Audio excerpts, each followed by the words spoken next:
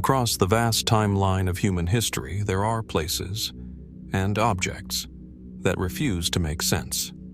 Stone structures carved with impossible precision, long before modern tools existed, buried cities aligned perfectly with the stars, artifacts that whisper of civilizations we're told never met, or perhaps were never meant to exist. These aren't legends. They're real discoveries, unearthed by archaeologists, studied by scientists, yet still defying every explanation. Each one is a riddle, carved into the bones of our planet, challenging what we think we know about who we are and where we came from. Why do some ruins mirror constellations seen only from the opposite side of the Earth? How did ancient builders lift stones heavier than modern cranes? And what secrets lie buried in sites that official history dares not question? Tonight, we peel back the layers of time to uncover the bizarre and unexplained archaeological mysteries that shouldn't exist. So sit back, clear your mind, and prepare to question everything you thought you knew about our ancient past. The Wadi el-Jarf site stretches along the eastern shores of the Red Sea, a desolate strip of coastline where the relentless desert meets the restless waves. Sand dunes, bleached by centuries of sun, ripple like frozen tides, hiding secrets beneath their golden surface. Amid this seemingly barren landscape lies one of the oldest harbors ever discovered, a testament to the ingenuity of a civilization long thought to have mastered the art of monumental construction only along the Nile. Here, archaeologists uncovered a remarkable object that would challenge conventional understanding of ancient Egypt: the Wadi el-Jarf papyrus. This fragile bundle of papyrus, its edges frayed and brittle, was discovered in a sealed storage gallery, preserved almost miraculously by the dry desert air. It is a diary of sorts, written over 4,500 years ago during the reign of Pharaoh Khufu, the same pharaoh credited with the Great Pyramid at Giza. Yet what makes this document extraordinary is not merely its age, but its content. The papyrus is not a religious text, nor a list of tributes. Instead, it offers a first-hand account of day-to-day operations at an ancient port, detailing shipments of copper, movements of boats, and the logistical orchestration of a massive project, likely linked to pyramid construction. Even in its practical nature, the papyrus radiates a subtle intrigue.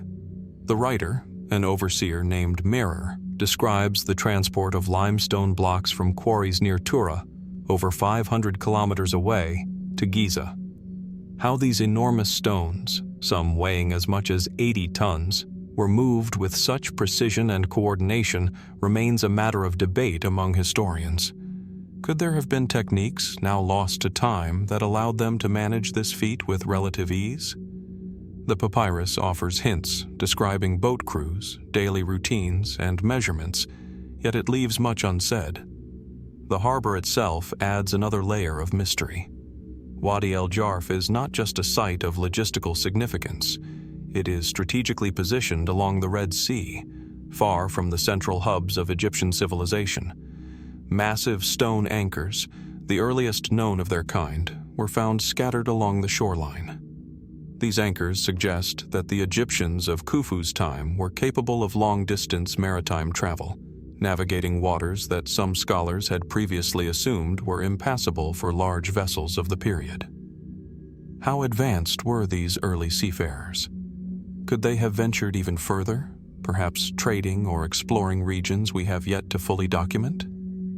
The papyrus hints at daily life at the port, yet it also raises subtle, unnerving questions. Merer's meticulous notes record the names of supervisors, the exact quantities of stone transported, and the hours of labor. But the human experience behind these records remains shadowed. Who were the men rowing the boats? How did they survive the harsh desert sun, the biting wind along the coast, the isolation from the fertile lands of the Nile? The papyrus is clinical in its precision, yet its gaps, intentional or otherwise, invite speculation. Could there have been rituals, ceremonies, or secret practices surrounding these massive undertakings that were deliberately left undocumented?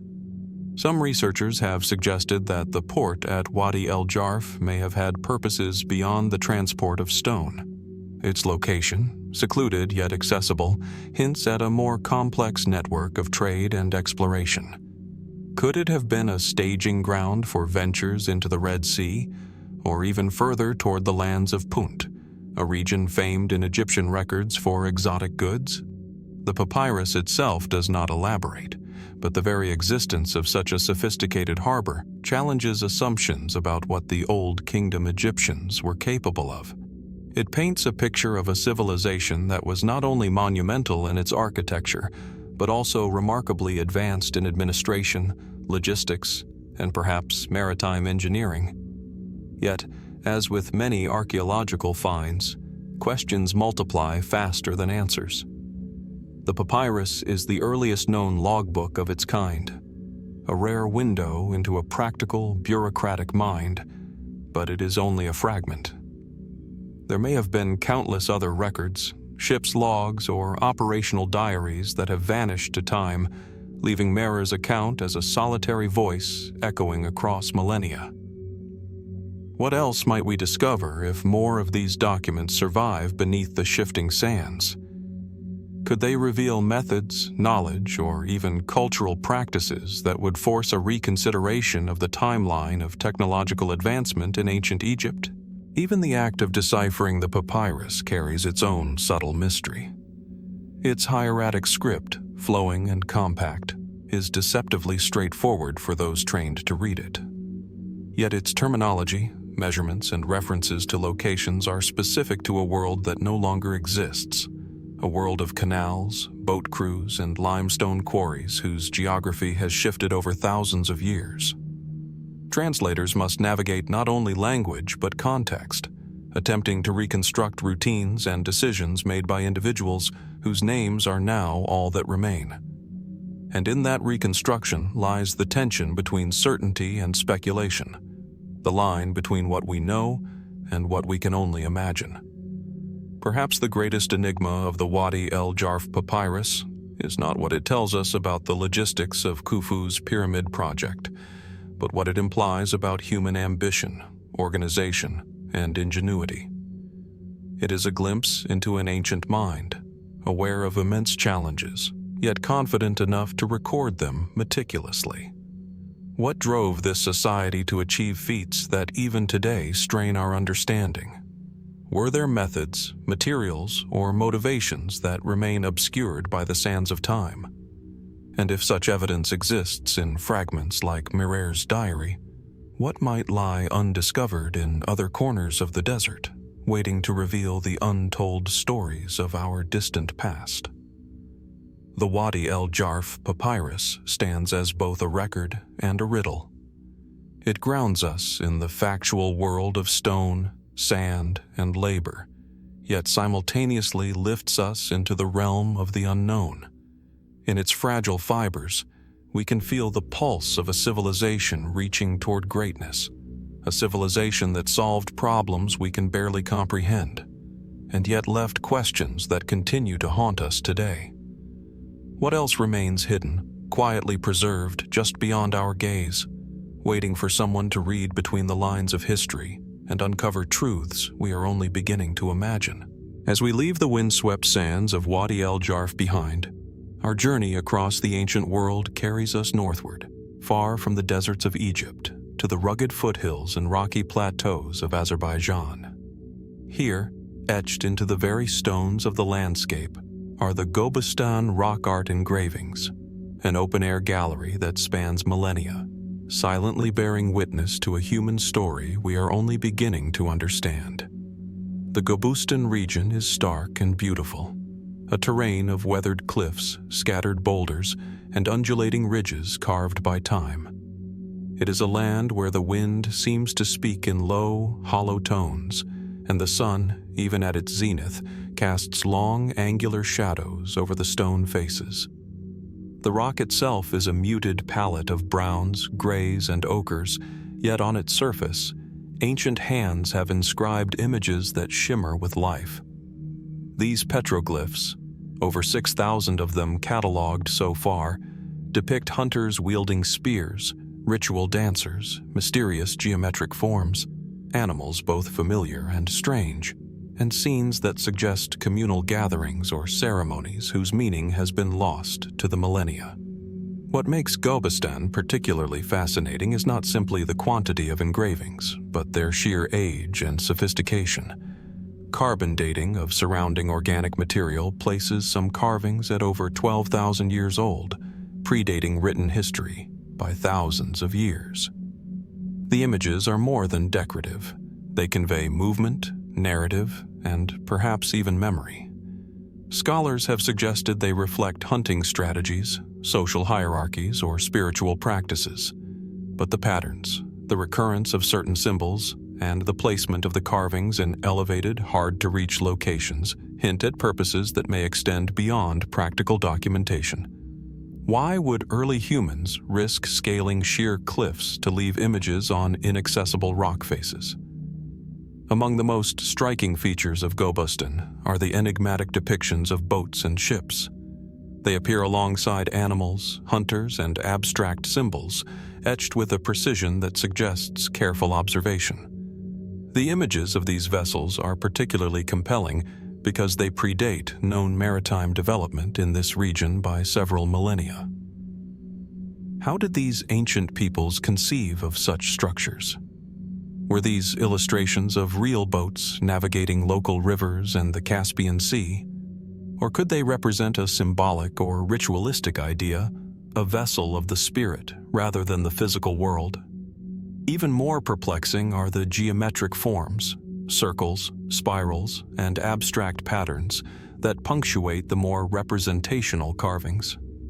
Some researchers suggest these may have been early attempts at mapping the stars or representing cycles of the moon and sun. Others propose they could mark sacred sites, territorial boundaries, or act as mnemonic devices for oral histories long since forgotten. There is a certain ambiguity here that encourages speculation but resists definitive answers. The stones do not explain themselves. They offer only hints, leaving us to wonder at the minds that created them. Gobustan is not merely a static gallery of ancient art. It is a living record of human experience in a landscape both harsh and sustaining. The rock shelters show evidence of habitation, fire pits, and tools, suggesting that these people were not only observers but active participants in shaping their environment. They hunted the ibex, the deer, and the wild horses of the steppe. They fished in nearby rivers. Yet, amid the practicalities of survival, they paused to carve, to leave a message on stone, something meant to endure. And endure it has, through droughts, floods, invasions, and the slow grind of geological time. The context of Gobustan raises questions that border on the uncanny. Many of the carvings are positioned in ways that align with solar or lunar events. On certain days of the year, sunlight spills across specific symbols, illuminating them with an almost deliberate precision. Did the creators possess astronomical knowledge we are only beginning to grasp? Could these alignments indicate ceremonial or ritual calendars, or were they accidental consequences of placement on sun-facing cliffs? And if there was intentionality, what motivated these early observers to encode such knowledge into stone? Some of the images challenge easy categorization. Anthropologists note human figures with unusual proportions, elongated limbs, exaggerated postures, or headdresses that bear no clear resemblance to known fauna or attire. Could these represent spiritual beings, shamans in trance, or mythic characters? Are they purely symbolic, or do they preserve memories of extraordinary experiences, encounters, visions, or phenomena that modern science cannot readily explain? The rock does not speak, yet it exudes a presence, a quiet insistence that something more than ordinary life unfolded here. The mystery deepens when considering Gobustan's relation to other ancient sites. The art shares thematic similarities with carvings found across Europe, the Middle East, and North Africa, despite vast distances and the apparent isolation of these early communities. Was there a flow of ideas, a transmission of cultural motifs, long before we believed long-distance contact was possible? Or do these similarities reflect convergent development, where human cognition naturally leads to certain symbolic representations in disparate places? The questions are tantalizing because the evidence is both compelling and incomplete. Visitors today can trace the paths of ancient hands, following grooves and incisions worn smooth by time. There is an intimacy to this experience, as if one is stepping directly into the consciousness of people who lived, hunted, celebrated, and wondered much as we do, yet in a world utterly foreign to our own. Yet alongside this intimacy comes an awareness of the unknowable. Despite decades of study, advanced imaging, and careful documentation, the full purpose and meaning of Gobustan's petroglyphs remain elusive. Perhaps the most profound aspect of Gobustan is its persistence. Here, the traces of human imagination endure, bridging tens of thousands of years, speaking across the divide of millennia. The stones offer a glimpse of our shared curiosity, creativity, and capacity for abstraction, but they do not yield their secrets easily. They remind us that history is not always linear, that human achievement and expression are often far richer and stranger than the records we can reconstruct. And so, as we stand at the precipice of these ancient cliffs, brushing our fingers against grooves carved long before the rise of recorded history, one cannot help but wonder, what compelled our ancestors to leave these messages for a future they could not imagine? Were these carvings practical, symbolic, or spiritual, or some combination that defies modern classification? Are there meanings hidden in the orientation, the repetition, the peculiar forms that we have yet to decipher? Gobustan endures as both a monument and a question, a silent testament to human ingenuity and mystery, waiting patiently for those willing to look closely enough to see beyond the stone. From the windswept cliffs and silent stones of Gobustan, we travel southward along the vast expanse of the Indian Ocean coast, to the verdant forests and hidden coastline of modern-day Kenya.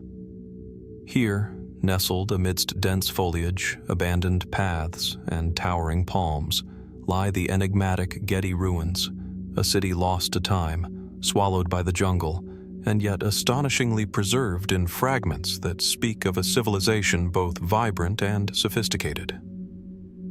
Gedi is not the first image one conjures when thinking of Africa's historical treasures.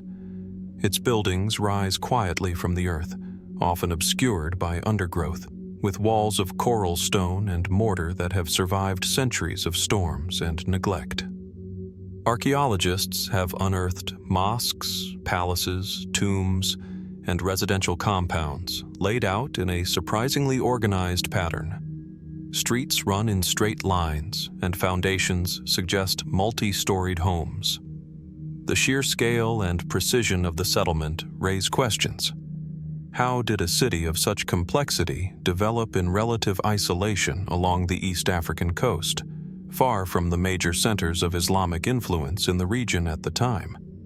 Dating places Gedi's peak around the 13th to 17th centuries, yet much about its origins remains uncertain.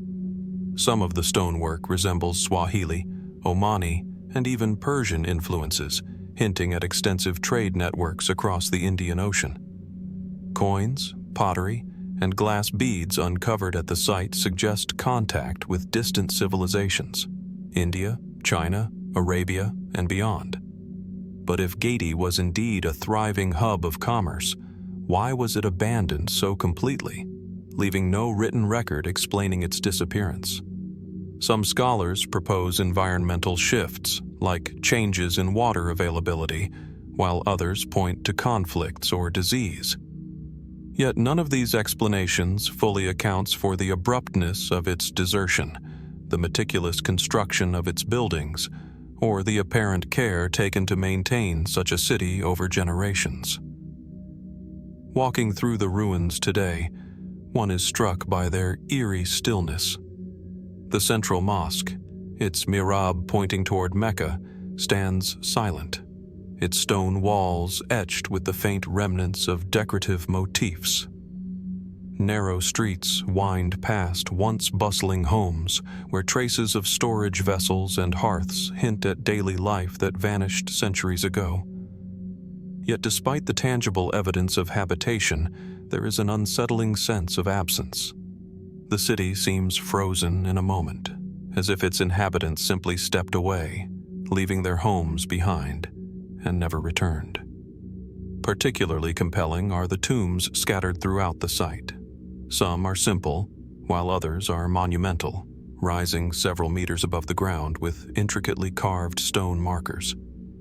They suggest a society deeply invested in ritual, memory, and hierarchy. But the absence of inscriptions or detailed records leaves their meaning tantalizingly out of reach.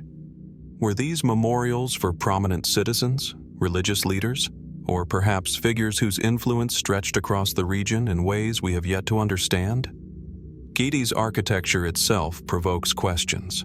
The coral stone walls required precise shaping and placement, yet no tools or records survive to show exactly how these structures were engineered. How did the builders achieve such stability in a humid coastal environment, where wood and mud typically deteriorate rapidly? And why invest so heavily in a city that would eventually be abandoned, its walls gradually reclaimed by forest? The effort, the organization, and the apparent permanence of Gedi hint at a purpose beyond mere subsistence or trade. Was there an ideological, spiritual, or political vision driving its creation, one that remains invisible to us today? The city's water system is equally remarkable. Archaeologists have uncovered evidence of wells and reservoirs, indicating sophisticated engineering and an understanding of hydrology sufficient to sustain a significant population. In a region where water can be unpredictable, such infrastructure would have been critical, but it also raises a question. If the city was so well prepared to manage its environment, what forced its abandonment? Was it an external threat, such as invasion or piracy along the coast, or an internal collapse, something social, economic, or spiritual that eroded the cohesion of the community? Beyond the practical mysteries lies an element that feels almost spectral. The ruins are infused with a sense of hidden lives, of laughter, labor, celebration, and perhaps secrecy, that left no written record.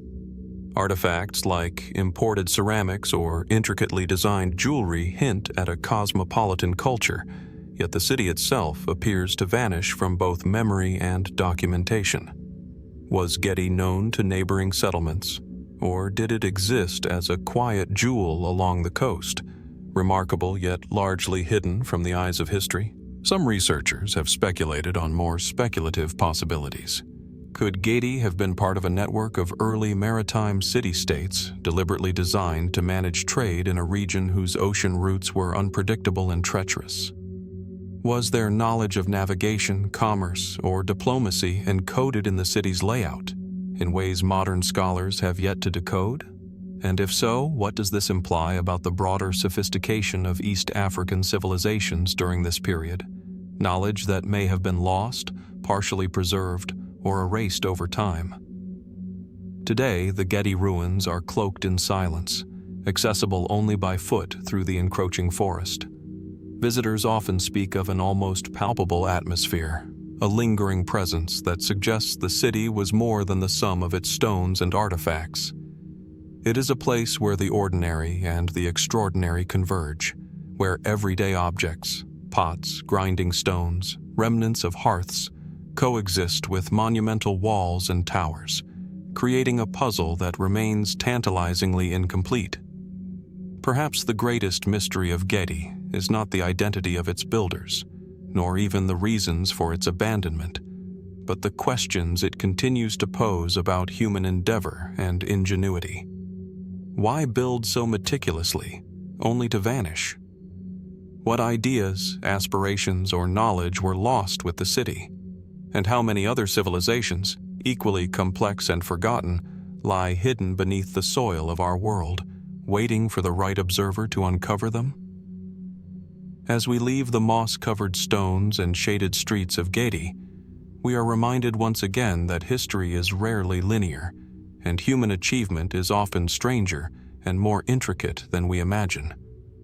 The ruins stand as a testament not only to skill and organization, but also to mystery, a silent, enduring challenge to our understanding, inviting us to consider the depth and breadth of civilizations that existed long before the records we rely upon today.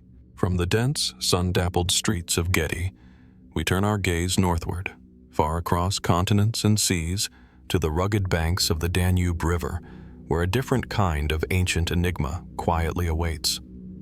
Here, nestled in the steep cliffs and sweeping terraces of what is now modern Serbia, lies Lepenski Vir, a settlement whose stones, sculptures, and spiraling patterns whisper of a people who lived, worshipped, and vanished thousands of years ago. The site itself is striking, perched on a curve of the Danube that glimmers under the low sun. From a distance, the terraces appear almost geometric, carved deliberately into the landscape as if the earth itself were shaped to accommodate human habitation. Upon closer inspection, one sees the stone foundations of trapezoidal houses, carefully aligned with the river, their floors and walls constructed with extraordinary precision for a Mesolithic settlement dating back nearly 9,000 years. It is immediately clear that Lepenski Vir was not a casual gathering of shelters. It was a deliberately planned community, a place designed with both practicality and purpose in mind. Archaeologists first uncovered the site in the 1960s, revealing more than just dwellings. At the heart of Lepenski Vir are the iconic stone sculptures, some resembling human faces, others blending human and fish-like features in a way that defies conventional categorization. Each sculpture is carved from sandstone, smoothed and shaped with meticulous care. The figures' enigmatic expressions, serene, contemplative, almost otherworldly, suggest a spiritual or ritual significance, though the true purpose remains a matter of debate. Did they represent ancestors, deities, or mythical beings? Or were they symbolic markers, perhaps guiding the community in ways that we can only speculate? The settlement's architectural layout adds another layer of intrigue. The trapezoidal houses follow a repeating pattern, their corners precisely aligned with the Danube's flow, and, intriguingly, with certain astronomical markers. Some researchers propose that Lepenski Vir functioned as a form of proto-calendar, a community whose design and orientation encoded knowledge of seasonal changes, river levels, or celestial cycles. Yet the details remain elusive, and the evidence is tantalizing but incomplete. How did a Mesolithic people develop such spatial and astronomical awareness?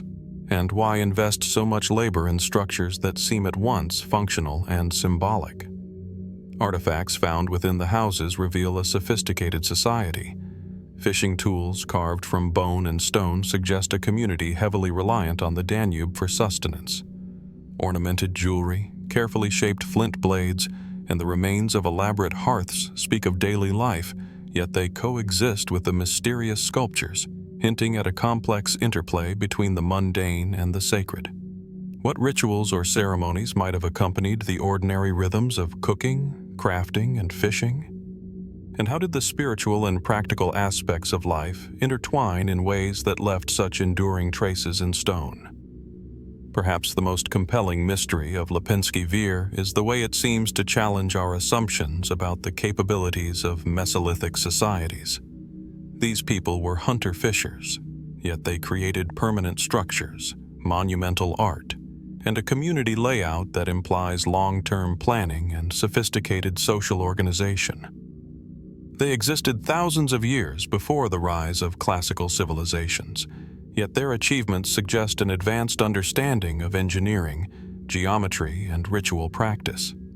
Could there be knowledge encoded in Lepenski Vir that rewrites the way we understand the timeline of human social development? The site's riverine setting amplifies the sense of mystery. The Danube, wide and powerful, would have shaped every aspect of life, from fishing and transport to seasonal flooding and the very choice of settlement location. Some archaeologists speculate that the river itself held spiritual significance for the Lepenski Vir people, its flow reflected in their art, architecture, and possibly in their beliefs about life and death. Many of the sculptures bear motifs reminiscent of fish or aquatic creatures, blending human and aquatic forms in a way that hints at reverence, myth, or ritual. Were these images literal, symbolic, or a combination of both? And if symbolic, what stories or cosmologies did they encode, now lost to time? There is also the question of the civilization's abrupt disappearance.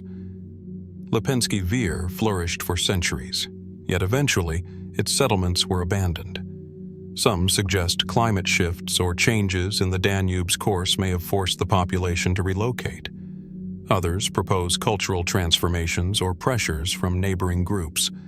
But none of these explanations fully accounts for the meticulous care evident in both construction and sculpture, nor for the apparent continuity of knowledge that seems to vanish without trace. What prompted an advanced, stable, and artistic community to disappear so completely, leaving no direct record of their fate? Equally compelling is the broader context of Lepenski Vir.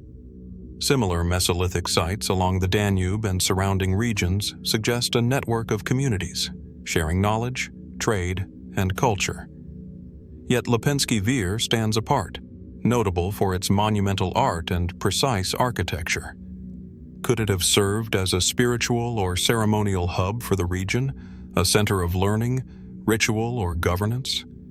And if so, how much of this knowledge and cultural sophistication was lost, or perhaps absorbed into subsequent societies, leaving only echoes in stone? Visiting Lepenski Vir today, one is struck by the quiet intensity of the site. The terraces, sculptures, and foundations speak of a people who were deeply attuned to their environment, who observed the river, the seasons, and the sky, and wove these observations into the fabric of daily and spiritual life. Yet, despite centuries of study, the site resists full comprehension. Its mysteries are not sensational. They are subtle, embedded in patterns, alignments, and carvings that demand patience, attention, and respect to interpret. Perhaps what endures most powerfully at Lepenski Vir is the sense of connection it fosters across time.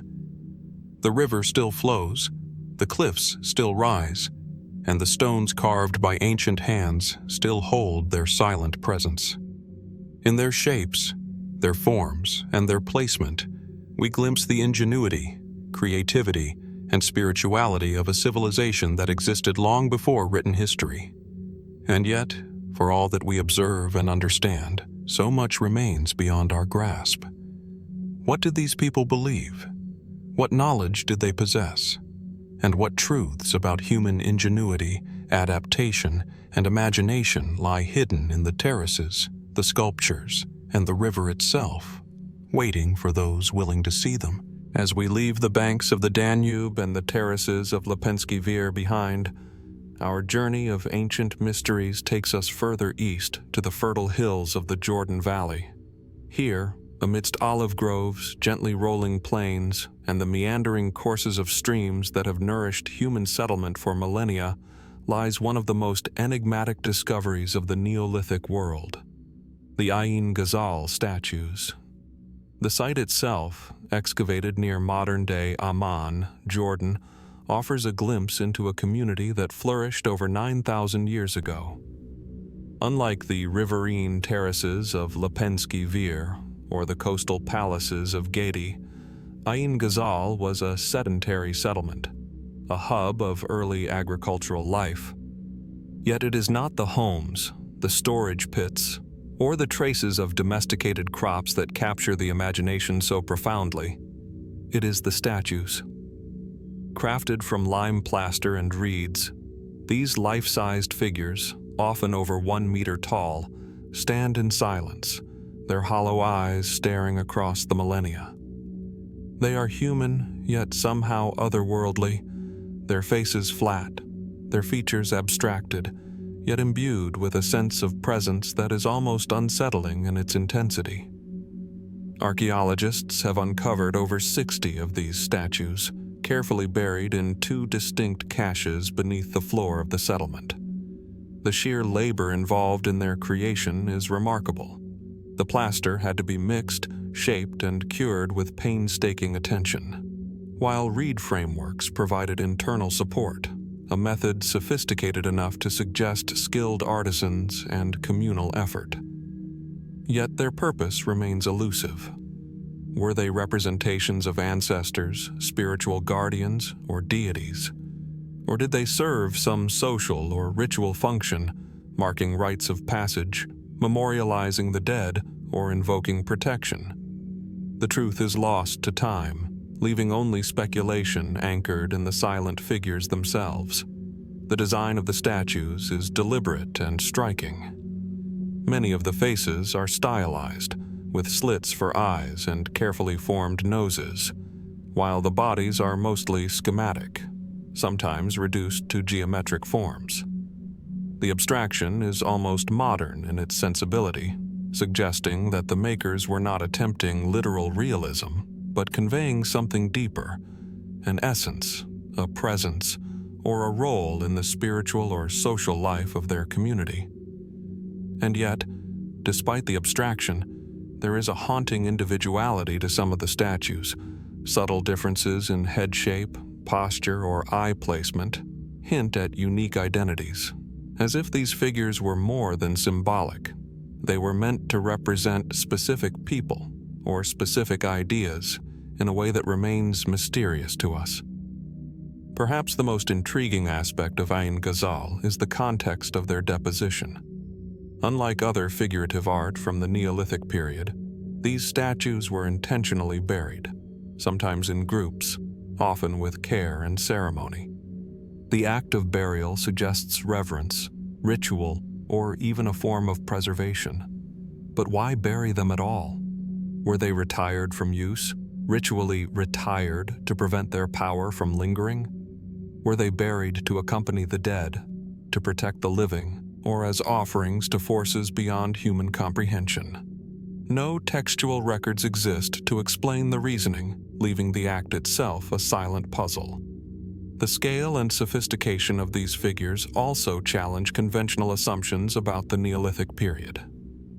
At the time, most human communities were small, village-based, focused on agriculture, hunting, and survival.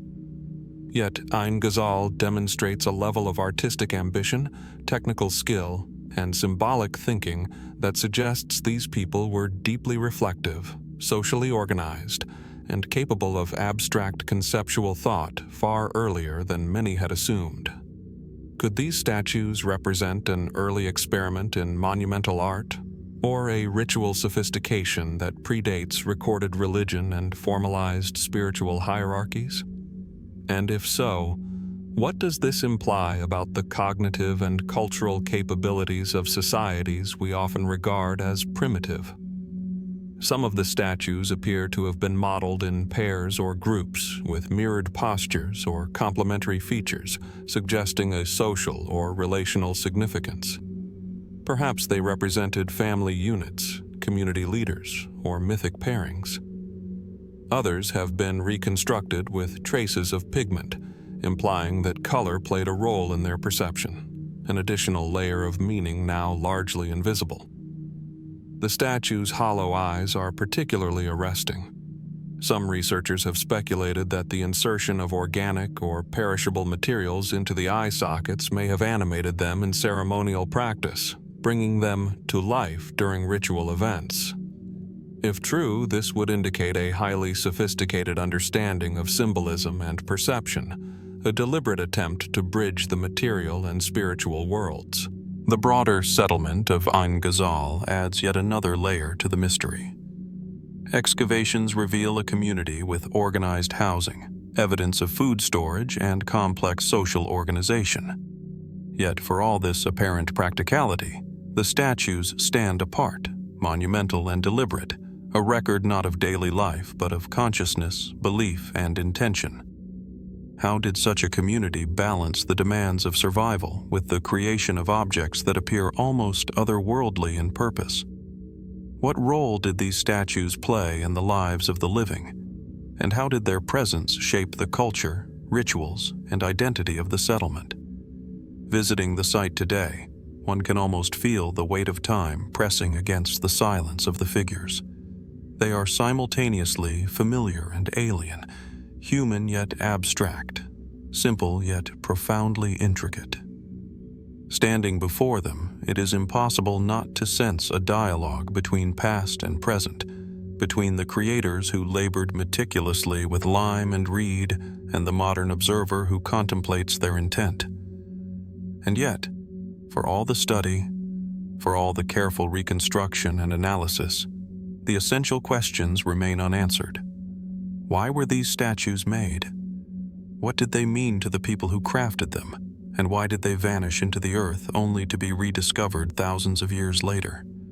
Perhaps the true mystery of Ain Ghazal lies not in the technical skill of its creators, nor even in the symbolic power of the statues, but in the human impulse to leave a trace of presence, of thought, of identity across the gulf of time.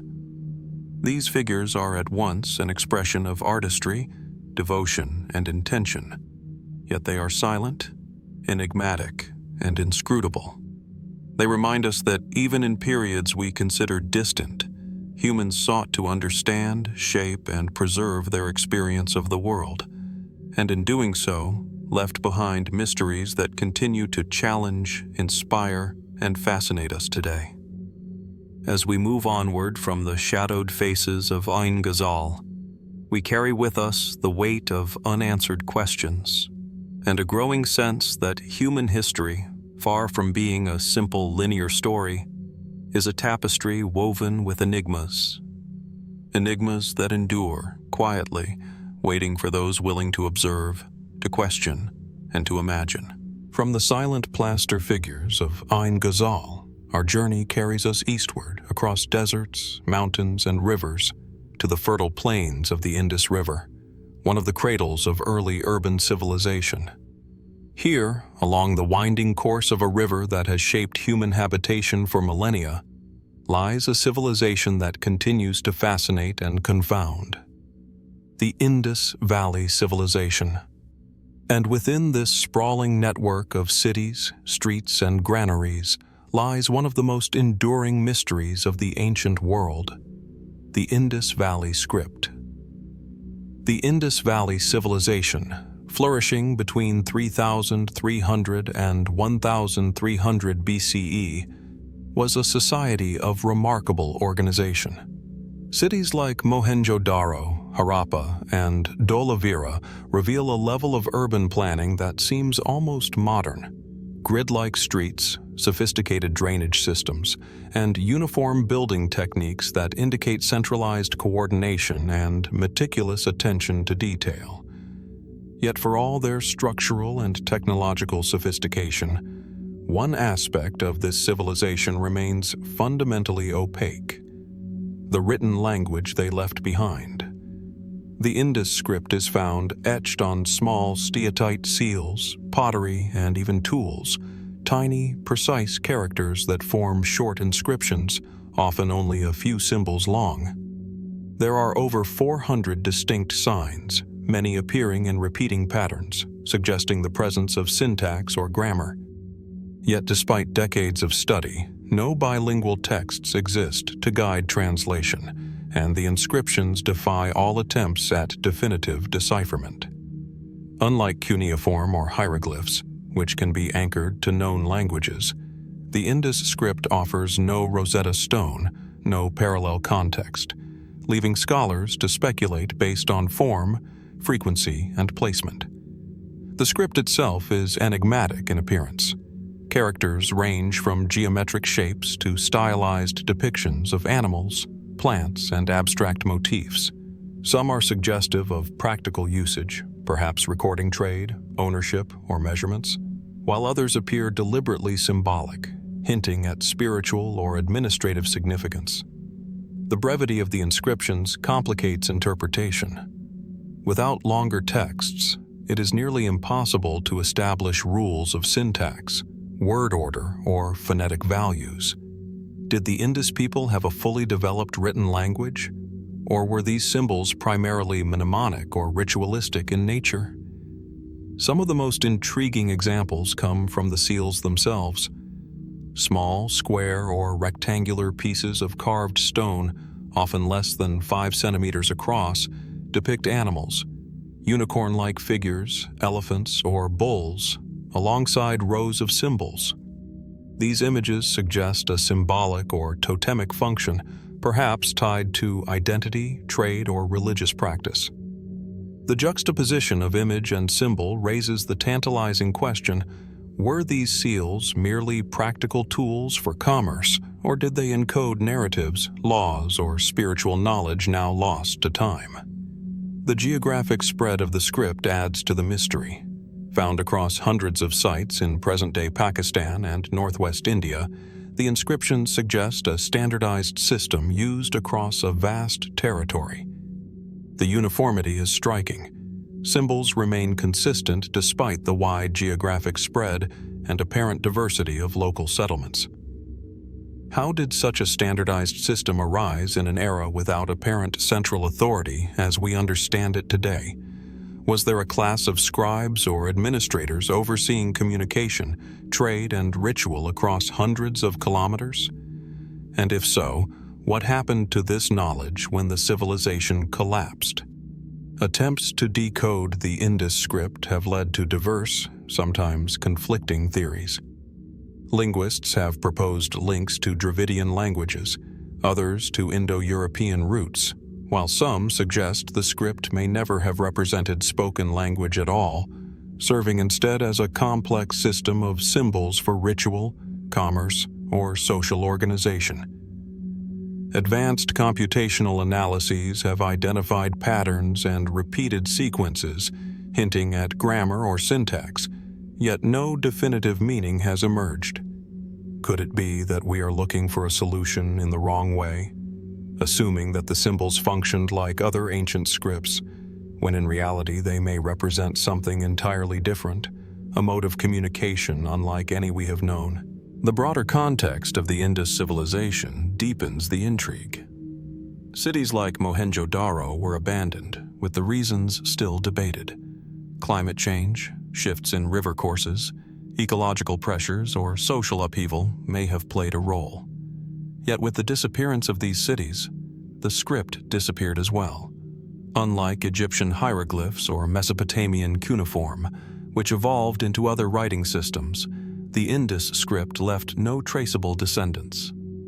The knowledge of its meaning may have been lost in a single cultural collapse, a civilization's voice silenced almost entirely, leaving only these cryptic symbols as echoes across millennia. Artifacts bearing the script are small, portable, and often found far from urban centers, suggesting that the symbols traveled, whether with merchants, pilgrims, or emissaries. Were these inscriptions practical records, used in trade across vast distances? Or did they serve as talismans, spiritual markers, or identity badges for families or guilds? The duality of the symbols, their potential functional and symbolic uses, complicates our understanding, leaving open the possibility that the script operated on multiple levels, simultaneously practical, social, and sacred. Standing before an Indus seal in a museum today, one is struck by its quiet precision. Tiny, deliberate marks, worn smooth by time, convey a sense of intentionality, of purpose, of thought.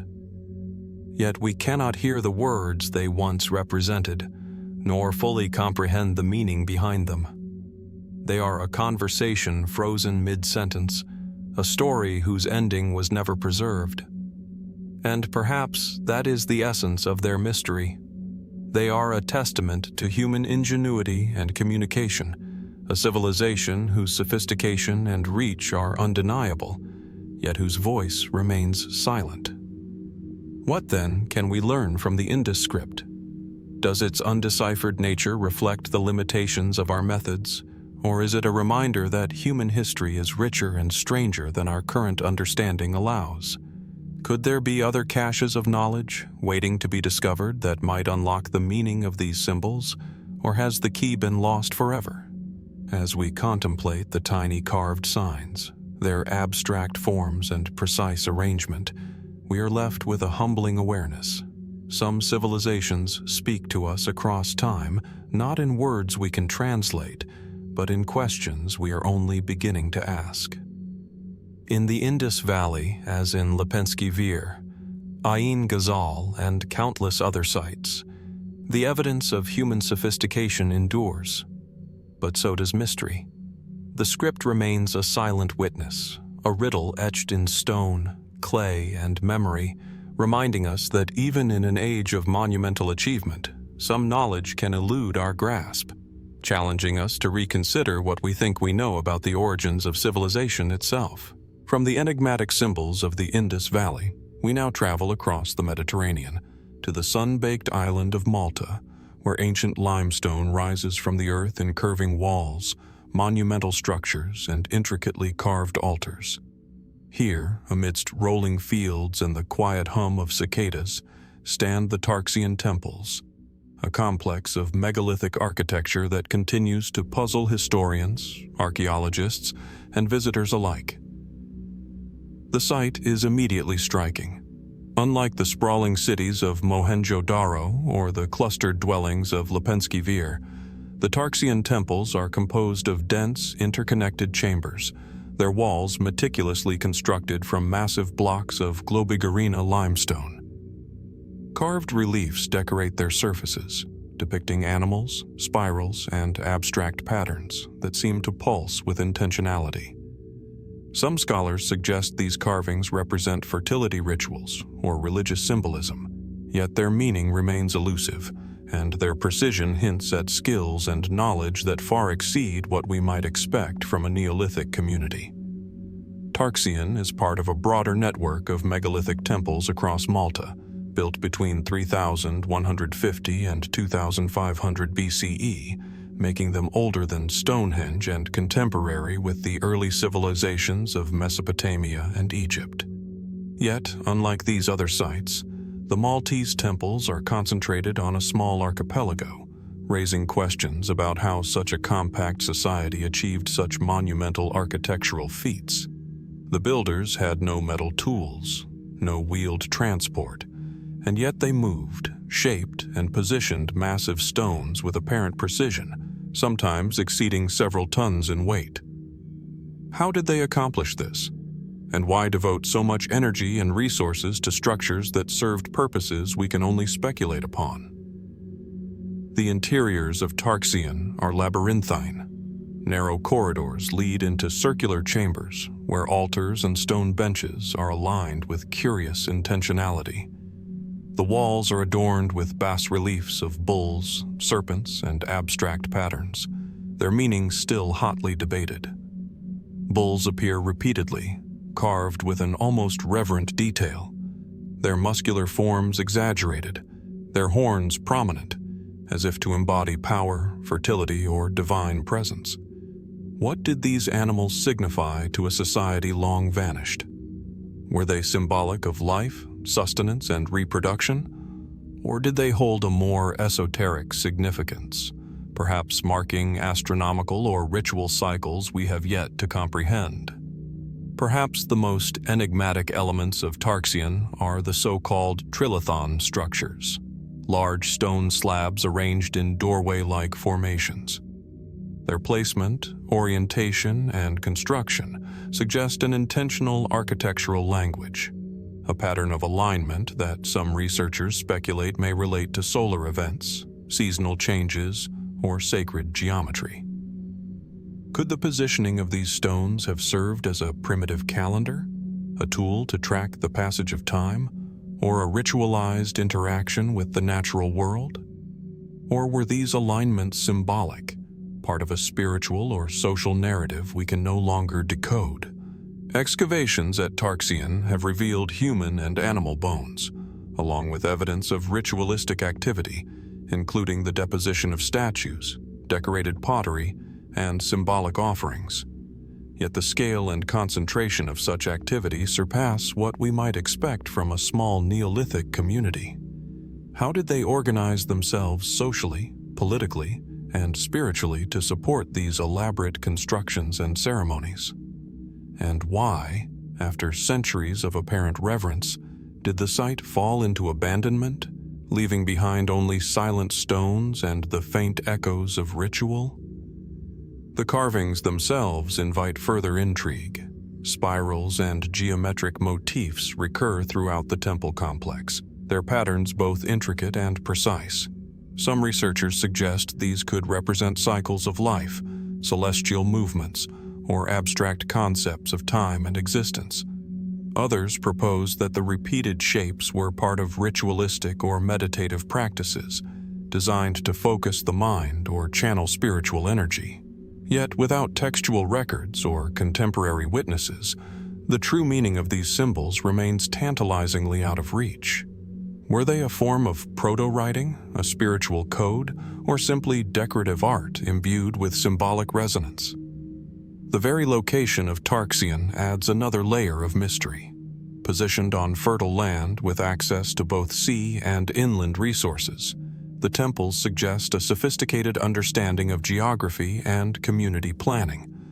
Yet there is no evidence of defensive walls or fortifications, implying that these builders were not primarily concerned with warfare or conquest, but with ceremonial, spiritual, or communal pursuits. What drove them to undertake such massive projects, and what belief systems were powerful enough to marshal the labor and organization required? Standing amid the ruins today, one is struck by the enduring sense of intention and presence.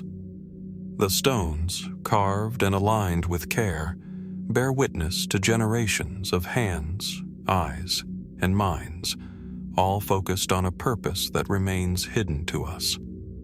There is a quiet majesty here, an almost tangible sense of human aspiration reaching toward something greater than survival or subsistence. And yet, for all their sophistication, the temples do not answer the questions they raise. They amplify them, creating a dialogue between the past and present, between human ingenuity and the enduring unknown. Perhaps the most profound mystery of Tarxien is not its construction, nor even its ritual artifacts, but the knowledge that it embodies, knowledge of geometry, communal coordination, symbolic thought, and perhaps even early spirituality that was lost along with the culture that created it. Why did a society capable of such architectural and symbolic sophistication vanish, leaving behind only stones, carvings, and unanswered questions? Were there social, environmental, or spiritual forces that led to the abandonment of the temples? Or is the true reason still buried, waiting beneath centuries of earth and human forgetfulness? As we leave the shadowed chambers of Tarxien and step back into the Maltese sun, we are reminded once again that history is filled with enigmas. Some achievements, despite their clarity in stone and earth, remain beyond our understanding, challenging assumptions about the capabilities and intentions of our ancestors. The Tarxien Temples endure not merely as structures of limestone, but as monuments to human curiosity, skill, and mystery, an invitation to wonder, question, and imagine the knowledge, beliefs, and ambitions that once shaped this ancient island landscape. From the sun-warmed limestone chambers of Malta, we now travel across continents and centuries to the arid deserts of Egypt, where the sands conceal not only the remnants of pyramids and temples, but also fragments of history that challenge conventional understanding. Among these relics lies a curious artifact, little known yet profoundly puzzling. The Tully Papyrus, sometimes referred to as the UFO Papyrus, a document that appears to record an extraordinary event witnessed in the skies above Egypt nearly 3,500 years ago.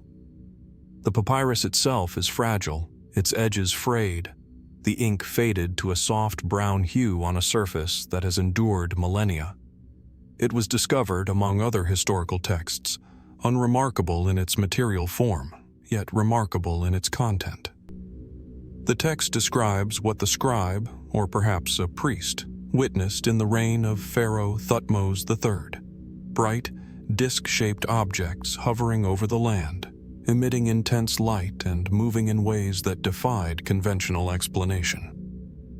The language is formal, precise, yet suffused with awe and anxiety, suggesting that the event was both startling and inexplicable to those who recorded it.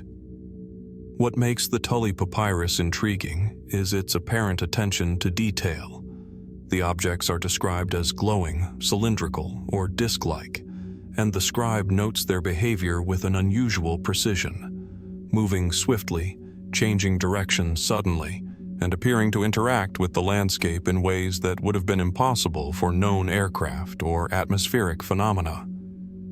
The account is accompanied by references to physical effects on the ground and the people who observed the event: sudden fear, disorientation, and the impression of power or otherworldliness.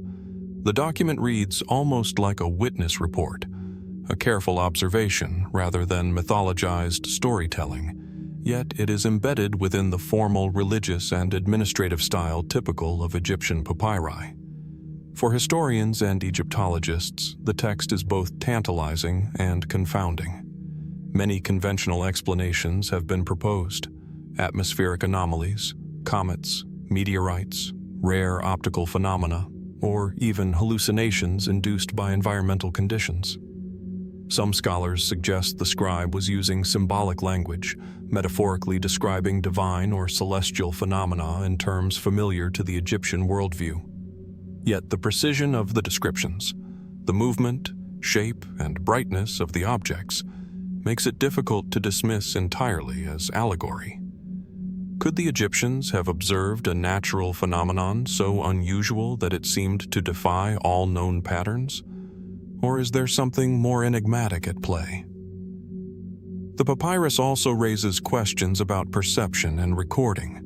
Ancient Egyptian scribes were trained to observe and document with remarkable accuracy, whether in census records, temple inventories, or astronomical notes. That such an unusual event was deemed worthy of documentation suggests it left a profound impression on society. The objects were not fleeting curiosities. They were phenomena that inspired awe, fear, and the need to preserve the account for posterity. What does it say about the worldview of the time that such an event was recorded with the same meticulous care used for mundane administrative tasks? Some researchers have explored more speculative interpretations. Could the account describe an actual unidentified flying object, witnessed by people capable of precise observation, but lacking the technological framework to fully understand it? Or might it be evidence of some interaction with unknown technology or intelligence, recorded in the only way the scribe could make sense of it? There are no drawings or illustrations accompanying the text, only detailed written descriptions, leaving much to the imagination and interpretation of modern readers. The Tully Papyrus is also notable for its context within the wider Egyptian record. Egypt, a civilization renowned for astronomical knowledge, meticulous record-keeping, and an obsession with order and cosmic alignment, rarely documents events that defy explanation. For an event to be included in an official record suggests that it was not only extraordinary, but verifiable, or at least witnessed by multiple credible observers. Could this indicate that the phenomenon was observed by many, recorded for its authenticity yet never fully explained? Modern examinations of the papyrus reveal a careful hand and intentional phrasing, yet questions linger about translation and interpretation. Ancient Egyptian language is nuanced, symbolic, and layered. Subtle words or expressions could shift meaning dramatically. What the scribe described as glowing discs might have had multiple interpretations, some literal, some metaphorical.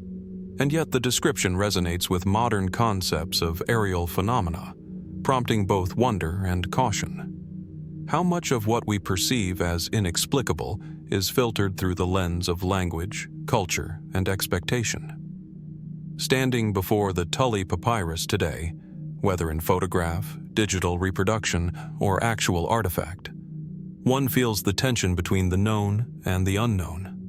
The document is a bridge across time, a careful, deliberate recording of an experience that astonished ancient observers, and yet a puzzle that remains unsolved. It reminds us that history is not a linear record of events, but a tapestry threaded with moments that defy easy explanation, where human observation meets phenomena that challenge comprehension. Perhaps the most haunting aspect of the Tully Papyrus is what it does not tell us. We have the observations, recorded with care and precision, but no explanation, no resolution, no follow-up. The witnesses, their culture, and the scribes who documented the event left no further account, leaving us to wonder what was seen, why it occurred, and how it was interpreted by the broader society. Was it a natural anomaly, a misunderstood celestial event, or something entirely beyond human experience? As we reflect on this ancient record, we are reminded once more that the past is not always predictable or fully knowable. Some events leave traces only in words, symbols, or memory, challenging us to consider the boundaries of human perception and understanding. The Tully Papyrus endures as a silent testament to wonder and mystery, a record of an event that captivated, perplexed, and perhaps frightened those who witnessed it, inviting us to imagine what else might be hidden in the sands of history, waiting to be seen and questioned once more. From the mysterious skies of ancient Egypt recorded on the Tully Papyrus, we now turn our gaze to the windswept Isles of Orkney, off the northern coast of Scotland, where a different kind of enigma emerges, one carved not by ink and papyrus, but by stone in the hands of a prehistoric people.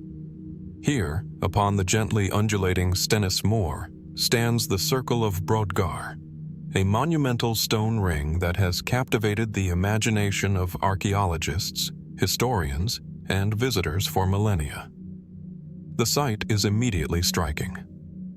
36 massive stones, some standing over 4 meters tall, rise from the earth in a perfect circle, encircled by a ditch and bank that together form a henge of remarkable scale. The stones are weathered, pitted, and lichen-covered, yet their arrangement hints at intention, precision, and perhaps ritual significance. From a distance, the circle appears almost alive, a silent sentinel that commands the surrounding landscape, while close observation reveals subtle variations in height, shape, and spacing, suggesting that each stone may have held unique significance. The Circle of Brodgar is part of a larger prehistoric complex, a landscape dotted with tombs, mounds, and standing stones, all meticulously aligned and carefully placed.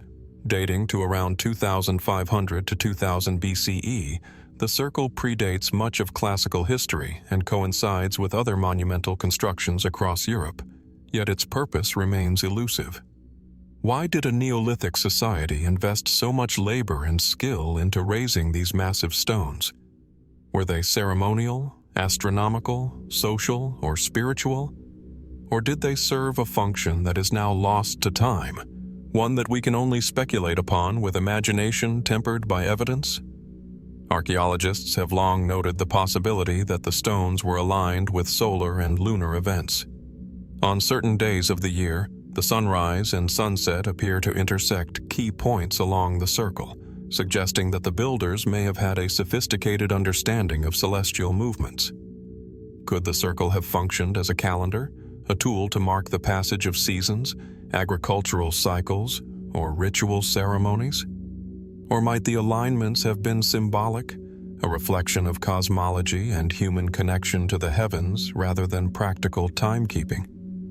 The very construction of Brodgar raises further questions. The stones themselves are not native to the immediate area. Some were transported from distant quarries, requiring coordinated effort, planning, and labor. How did a society without metal tools, draft animals, or wheeled transport manage such feats? And why did they choose this particular location, on a low-lying plain amidst rolling moors, with panoramic views of other standing stones and monuments scattered across the landscape? The choice seems deliberate, a blend of geography, visibility, and perhaps spiritual significance. Excavations have revealed traces of human activity around the circle. Pottery fragments, hearths, and tools hint at gatherings, feasts, or ceremonial practices. Yet the nature of these activities remains opaque. Did the circle host seasonal rituals, rites of passage, or community gatherings? Or were the stones themselves the central focus? Objects of reverence whose power lay in their presence rather than in actions performed within their circumference. The lack of written records leaves these questions open, forcing us to interpret intention from stones, soil, and the occasional fragment of human residue. The scale and precision of the Circle of Brodgar suggest more than mere practicality. The circle was not simply a boundary or marker. It was a statement of human ambition and vision, a monumental act in stone that required foresight, coordination, and shared purpose. Could it be that the builders sought to impose order upon the landscape, to mirror celestial or social order within a terrestrial framework? Or were they attempting to communicate something more abstract, an idea, a belief, or a connection to forces beyond human understanding? What adds to Brodgar's mystery is the relationship it holds with surrounding monuments. Nearby, the standing stones of Stennis, the ring of Buchan, and chambered tombs create a vast, interconnected ritual landscape. The sightlines, alignments, and distances between monuments suggest that the circle was part of a larger system of observation, commemoration, and perhaps spiritual or social governance. Yet, unlike the Indus script or the Tully Papyrus, there is no direct textual evidence to guide interpretation. The stones speak in silence, their meaning embedded in placement, orientation, and scale, but never articulated in words. Standing within the circle today, one is struck by a sense of scale and intentionality that is almost overwhelming. The wind sweeps across the moor, bending grass and carrying the scent of the sea, while the stones loom like silent witnesses to rituals, gatherings, and events that took place thousands of years ago. It is easy to imagine the circle animated by life, voices echoing, torches flickering, footsteps marking ceremonial paths. Yet what actually transpired remains unknown, leaving us to ponder the human experiences, joy, grief, celebration, reverence, that the stones once enclosed. The Circle of Brodgar, like so many prehistoric sites, presents a paradox. It is at once tangible and enigmatic, ancient and immediate, practical and symbolic. It demonstrates human skill, ingenuity, and vision, yet resists interpretation, inviting reflection rather than offering answers. How much of its meaning is lost to time? Were the builders recording astronomical knowledge, asserting spiritual authority, or simply expressing communal identity? And what might this landscape, carefully shaped and aligned, reveal about the beliefs, priorities, and perceptions of a society that existed over 4 millennia ago? Perhaps the enduring power of Brodgar lies in this ambiguity. Unlike a document, a sculpture, or a settlement, the circle does not convey a single message or story. It is a monument to the unknown, a physical manifestation of human curiosity and reverence, and a reminder that some mysteries endure not because they were unsolvable, but because they invite endless exploration. As the sun sets over the Orkney moors, casting long shadows across the stones, one is left with a sense of quiet awe and a question that lingers in the mind. What knowledge, ritual, or purpose is etched into the landscape of Brodgar, waiting for those willing to look closely enough to see beyond the stone? From the wind-swept stones of Orkney, we now cross oceans and continents to the arid coastal plains of Peru, where the remains of one of the earliest known civilizations in the Americas quietly defy our understanding. Here, along the Supe Valley, the ancient city of Caral rises from the desert sands, a sprawling settlement of monumental architecture, plazas, and pyramids dating back nearly 5,000 years, contemporary with Egypt's Old Kingdom and Mesopotamia's early cities. The landscape itself is striking. Flat, arid expanses are punctuated by pyramid-like structures, terraced mounds, and circular plazas that reflect deliberate planning on a scale rarely associated with such an early period in human history. Unlike the towering pyramids of Egypt, these constructions are made from stone, adobe, and earth, carefully shaped and arranged to form a cohesive urban landscape. The largest of these pyramids rises nearly 60 feet above the plain, its terraces aligned with such precision that it evokes questions about the builder's understanding of geometry, engineering, and possibly even astronomy. Caral was discovered in the late 20th century, and its excavation has revealed an unexpectedly sophisticated society. Within its plazas and pyramids, archaeologists uncovered evidence of complex civic planning. Residential compounds, sunken circular courts, and intricate irrigation canals that indicate both agricultural knowledge and social organization. Yet, what is most enigmatic about Caral is the absence of certain elements one might expect in a city of this size and complexity. No fortifications, no signs of warfare, and remarkably few artistic depictions suggest a society that achieved monumental scale without relying on military dominance or overt displays of hierarchical power. What motivated such an investment in construction and urban organization, if not the accumulation of wealth, territorial control, or defense? The cultural artifacts uncovered at Caral add further intrigue. Flutes made from bone and quills indicate a society deeply attuned to music and ceremony, perhaps using sound as part of ritual or community cohesion. Small, intricately crafted items of gold, shells, and textiles suggest trade and contact with distant regions, yet there are no written records to provide context or explanation. How did this civilization communicate its beliefs, laws, or social structure? Could the absence of a writing system indicate that knowledge was transmitted orally, through ritual, performance, or other symbolic means now largely invisible to us? One of the most fascinating aspects of Caral is its scale and coordination. Constructing the massive pyramids and plazas required not only physical labor, but sophisticated planning and logistics. The stones and adobe blocks were quarried, transported, and arranged with precision that implies an understanding of engineering principles. How did a society so ancient achieve such feats without the wheel, draft animals, or formal tools for measurement?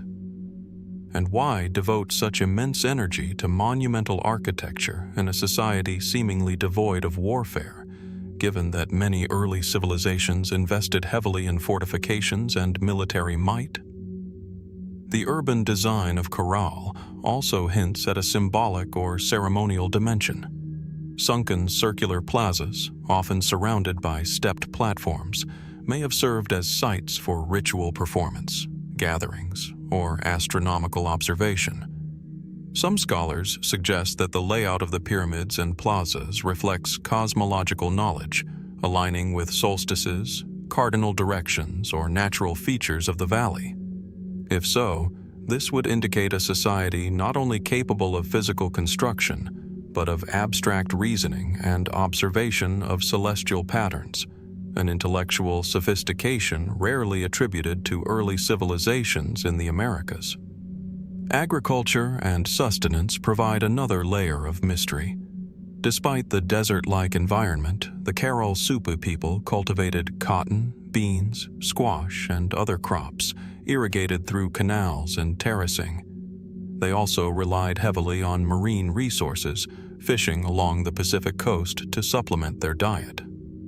This combination of land and sea resources may explain how a large population could sustain monumental construction, yet it also raises questions. How did they organize labor, manage resource distribution, and maintain social cohesion across generations in a challenging environment. The sudden decline of Caral adds a haunting dimension to its mystery. Unlike Egypt or Mesopotamia, whose civilizations persisted and evolved over millennia, Caral appears to have been abandoned without evidence of invasion or destruction.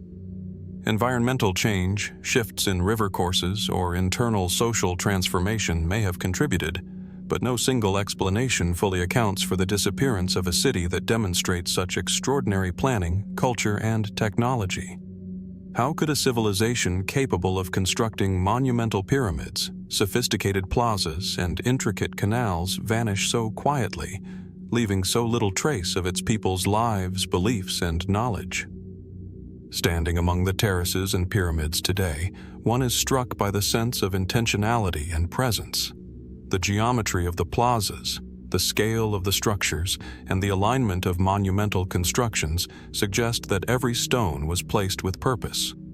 Caral speaks not in words, but in spatial relationships, ritual spaces, and the enduring footprints of human ambition. Its silence is compelling, leaving the observer to imagine the lives of those who built, performed, and lived within this ancient city. Perhaps the greatest mystery of Caral is the convergence of achievement and disappearance.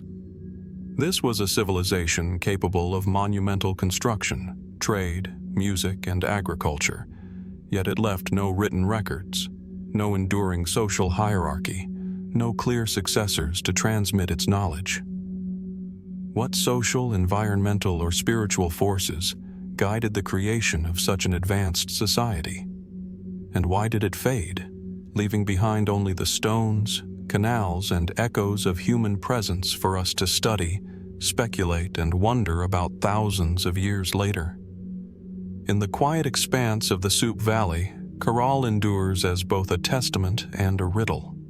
It reminds us that the earliest chapters of human history are often stranger and more sophisticated than we imagine, filled with societies that achieved remarkable feats without leaving behind the conventional markers of civilization.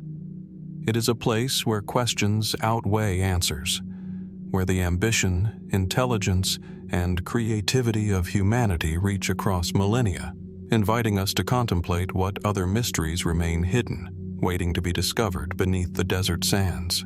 From the sun-drenched plains of Peru, where Caral whispers of an ancient civilization's ingenuity, we journey across continents and deserts to the heart of the Arabian Peninsula, to a land where the sands and stone cliffs guard secrets of civilizations long forgotten. Here, in the remote region of Al-Ula, Saudi Arabia, rise monumental rock-cut tombs, their facades carved with meticulous precision, standing as silent witnesses to a people whose identity and customs continue to puzzle historians and archaeologists alike.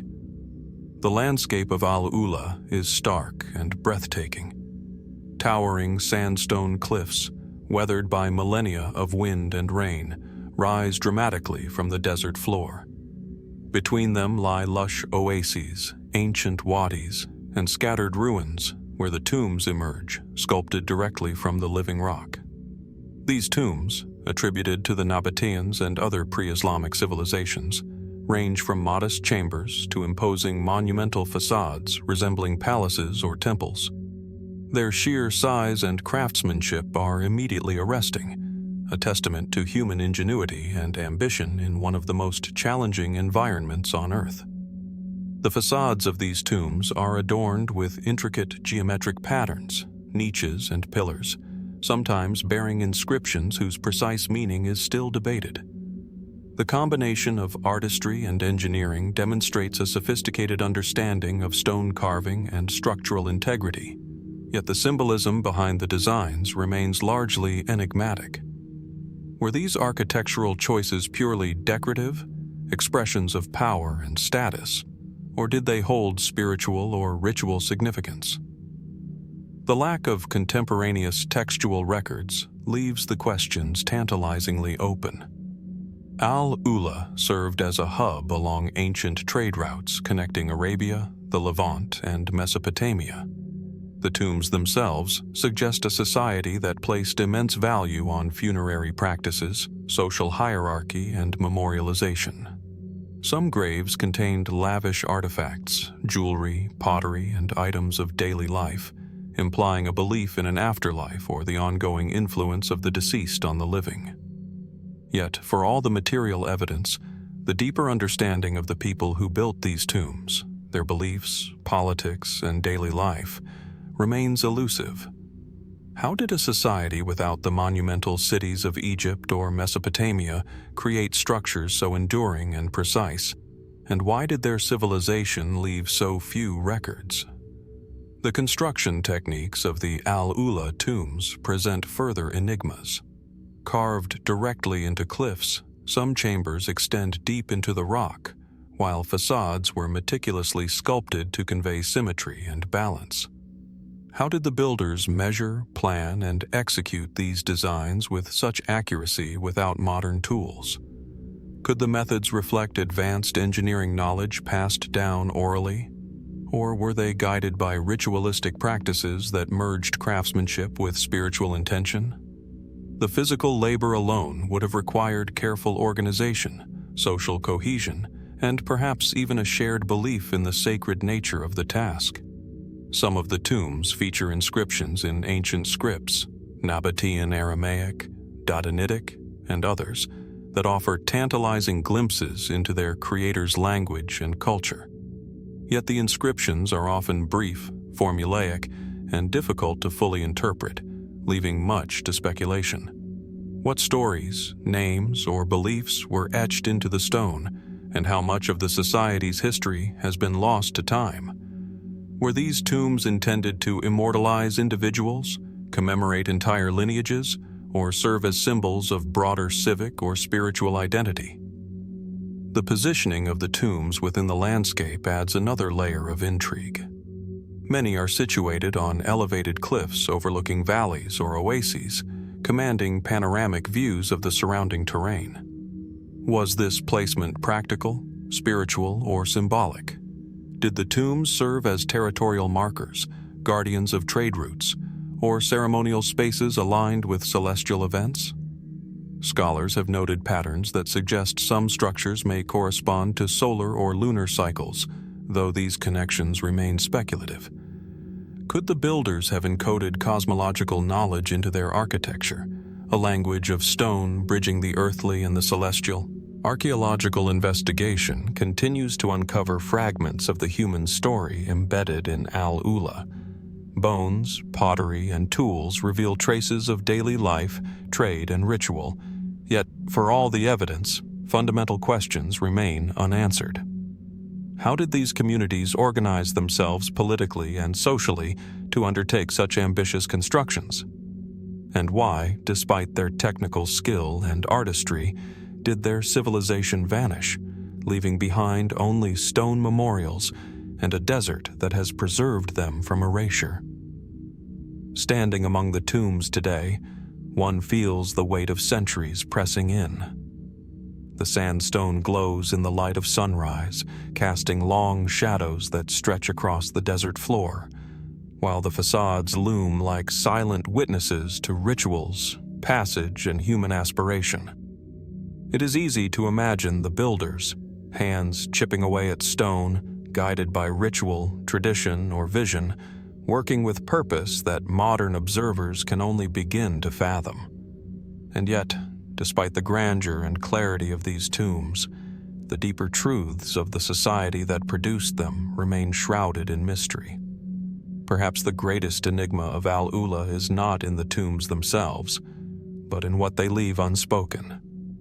They reveal human ingenuity, artistic vision, and a desire to preserve memory, yet they conceal the personal, spiritual, and societal forces that motivated their creation. What beliefs guided these people in life and death? What knowledge, rituals, or stories have been lost to the desert winds? And how much of the region's history remains buried, waiting to be discovered beneath sand and stone? As the sun sets over Al-Ula, the cliffs glowing with an amber light, one cannot help but feel both awe and humility. These tombs endure as silent monuments to a civilization that achieved remarkable feats in art, engineering, and social organization, yet left behind mysteries that continue to captivate us. In their silence lies a reminder that history is not always a record of the known, but often a tapestry threaded with the unknown, an invitation to imagine, question, and explore the depths of human endeavor across time. From the colossal manuscript of medieval Europe, where the Codex Gigas challenges our understanding of human labor, artistry, and legend, we now move to the rugged deserts of eastern California, where a small, unassuming object would ignite decades of speculation and fascination. Buried within the dry, sun-baked soil near Olancha, in the Coso Mountains, lies a curious artifact. A metal object encased within a geode-like concretion of sediment and rock. To the untrained eye, it might appear ordinary, almost unremarkable. Yet, to those who examine it closely, the Coso Artifact, as it would come to be known, poses questions that challenge the boundaries of archaeology, technology, and time itself. The artifact was discovered in 1961 by a group of rock and mineral collectors. As they cracked open the concretion, they found what appeared to be a small metal cylinder, roughly the size of a spark plug, embedded within the hardened mineral matrix. Its composition included metals and ceramic-like materials, and the outer casing suggested mechanical function. The concretion surrounding it indicated an age of tens of thousands of years, at least according to some estimates based on geological dating methods of the encasing rock. How could such a manufactured object, seemingly modern in design, become entombed in sediment that predated known human industrial activity by millennia? Scientists who examined the object were initially cautious. Some suggested it was an old mining tool, a spark plug, or a piece of relatively recent debris that had become mineralized unusually quickly. Yet the rapid mineralization alone defied conventional explanation. Objects buried for mere decades rarely form a concretion this dense or layered. Could natural processes accelerate mineral deposition under specific conditions? Or does the artifact's presence hint at something far stranger? Anachronistic technology lost to time, embedded within Earth long before its modern invention? The design of the Coso Artifact further deepens the mystery. Its cylindrical core, electrical-like components, and metal casing suggest deliberate manufacture, a device capable of conducting or storing energy. Some researchers have compared it to spark plugs from early 20th century automobiles, but the geological context seems to contradict such a timeline. How could a small object so precisely manufactured appear in a matrix that geologists assert should be tens of thousands of years old? Is it possible that our understanding of dating methods or the geological forces at work in the Coso region is incomplete? Or does the artifact hint at a lost history, a technological capability that predates conventional timelines? Beyond questions of age, the artifact invites broader reflection. If the Coso artifact is indeed ancient, what does it suggest about the people who created it? Were there civilizations with technological knowledge far beyond what is currently acknowledged in prehistoric times? Or is it the product of a curious intersection of natural and human processes, a coincidence that creates the appearance of impossibility? The artifact sits at the crossroads of science, speculation, and wonder, embodying the tension between empirical observation and the human desire for explanation. The location of the find adds another layer of intrigue. The Coso Mountains are a remote, geologically active region, dotted with volcanic deposits, mineral-rich soils, and ancient Native American petroglyphs. Could the area's unique geological characteristics have contributed to rapid mineralization, encasing the artifact in rock faster than typical sedimentation would allow? Or did the artifact arrive at this location through a process now lost to memory, embedded by human hands or forces we have yet to fully understand? Each possibility raises new questions about human interaction with the environment and the ways in which objects can be preserved, transformed or misinterpreted over time. The Coso Artifact has also captured the imagination of enthusiasts and investigators drawn to anomalies that challenge conventional timelines.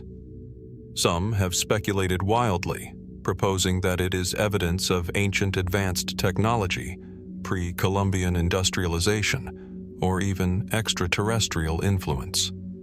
While such ideas are provocative, they remain speculative, resting on the tension between what is observed and what can be verified. The true enigma of the Coso Artifact lies not in the stories layered upon it, but in the quiet, persistent questions its existence poses, questions of age, origin, and possibility. Examining the artifact today, one is struck by its paradoxical nature. It is simultaneously small and monumental, unassuming yet defying easy explanation. The metal cylinder, encased in hardened mineral, embodies both the passage of time and the enduring curiosity of human investigation. It stands as a reminder that even the tiniest object can challenge our assumptions, forcing us to confront the limits of knowledge, technology, and history. How often do we overlook such anomalies, dismissing them as ordinary, only to realize later that they carry extraordinary implications? Perhaps the lasting power of the Coso Artifact is its refusal to conform to expectation. It exists in the interstice between human craftsmanship, geological transformation, and historical narrative, a small object that raises enormous questions. What processes, natural or artificial, brought it to rest within its concretion? How old is it really, and what does it tell us about the civilizations or individuals capable of creating it? Could it represent a chapter of human history that has been lost to time, or a simple object made mysterious by circumstance? As we reflect on the Coso Artifact, its significance extends beyond the metal cylinder itself. It serves as a lens through which we examine the delicate balance between evidence and interpretation, between what is known and what remains hidden. In the quiet deserts of California, buried beneath layers of sediment and time, the artifact endures, enigmatic and silent. It invites us to wonder, to question, and to consider that history may contain surprises still waiting to be discovered. Objects that challenge our assumptions, force a reevaluation of timelines, and remind us that even the smallest anomalies can open vast, uncharted realms of mystery. From the deserts of California, where the Coso Artifact challenges our understanding of time, technology, and geological processes, we now travel to a modest riverbed in eastern Texas, where an ordinary-looking object would quietly provoke extraordinary questions. Buried among the layers of gravel and stone along the banks of the Red Creek near London, Texas, rests a hammer, an object so mundane in appearance, yet so anomalous in context, that it has become a symbol of unresolved mystery and curiosity. The London hammer is deceptively simple. A small, iron-headed hammer with a wooden handle, the type of tool one might expect to find in any 19th century workshop. But the circumstances of its discovery are far from ordinary. In 1936, two amateur geologists, Max Hahn and Emma, were exploring the creek when they unearthed a hammer embedded within a nodule of limestone. The rock encasing the tool appeared to have formed over vast spans of geological time, suggesting that the hammer was millions of years old. How could a human-made object, clearly fashioned with recognizable craftsmanship, be embedded in stone that predates the presence of modern humans by eons? Geologists and skeptics have debated the London hammer since its discovery. Conventional explanations suggest that the limestone concretion could have formed around the hammer relatively quickly, perhaps as a result of mineral-rich water depositing layers over decades rather than millennia. Yet the artifact resists easy classification. The iron head shows signs of oxidation consistent with age, and the wooden handle, remarkably preserved, points to a method of preservation and encasement that remains puzzling. Could natural mineralization alone account for the encasement, or does the hammer represent a phenomenon that challenges our understanding of archaeological and geological timelines? The hammer itself is striking in its craftsmanship. The iron head is expertly forged, riveted, and fitted to a wooden handle with precision that indicates knowledge of metallurgy and toolmaking. The design is utilitarian, suggesting the object was functional rather than ceremonial. Yet, in the broader context of geological layers surrounding it, this functional tool becomes a profound anomaly. How could a human artifact, created with knowledge consistent with relatively modern metallurgy, appear in rock formations formed millions of years before Homo sapiens walked the earth? Some proponents of alternative archaeology have suggested that the London hammer points to lost civilizations, anachronistic technology, or even evidence of advanced beings in prehistory. While mainstream scholars remain skeptical, emphasizing the potential for rapid mineralization and misinterpretation of stratigraphy, the hammer persists as a visual and tactile reminder that our assumptions about timelines, human capability, and geological processes may not capture every nuance of reality. Could there be unknown factors at play, environmental, chemical, or even historical, that allow for such anomalies to occur? The location of the discovery adds another layer of intrigue. Eastern Texas is a region rich in sedimentary deposits, shaped over millions of years by rivers, floods, and shifting geology. The hammer's encasement in limestone suggests long-term mineralization, yet the precision of its form and the preservation of the wooden handle appear to contradict expectations of complete degradation over such timescales. Could the rock have formed around the hammer rapidly, under unique conditions, preserving it in near-original state? Or does the artifact hint at a deeper, unexplored intersection between human activity and geological processes? Scientific analysis of the hammer has revealed both expected and unexpected details. The iron composition matches known smelting techniques, while the wooden handle shows no definitive signs of modern fabrication. Some researchers suggest that exposure to mineral-rich water over decades can result in a concretion remarkably similar in appearance to ancient limestone. Yet even when accounting for these factors, the London hammer raises a broader question. How many objects from the past have been misinterpreted, their significance hidden by assumptions about age, geology, and human capability? The hammer also evokes reflection on human perception and the narrative of history. When ordinary objects are found in extraordinary contexts, they force us to question the frameworks we use to understand time and technology. Was this a simple tool preserved under rare conditions, or a signal from a past we cannot yet fully comprehend? How often do we dismiss anomalies because they conflict with prevailing assumptions, only to discover later that such anomalies illuminate gaps in knowledge or understanding? Holding the London hammer in imagination, one feels the weight of its paradox. It is a modest object, yet it embodies centuries of inquiry, debate, and speculation. Its iron head and wooden handle speak to human skill, while the encasing limestone whispers of time, mystery, and the possibility of the unknown. What stories could it tell if the centuries of mineralization were peeled away, revealing not only the process of its preservation, but also the context of its creation and use? Perhaps the most enduring mystery of the London hammer lies in its silence. It offers no inscriptions, no accompanying artifacts, no historical record beyond the imagination of those who find it and those who study it. Yet in that silence, it provokes profound questions about history, human ingenuity, and the relationship between objects and the forces of nature. Could there be other tools, other artifacts, waiting to be discovered in impossible contexts, each challenging our understanding of time, human development, and the resilience of matter?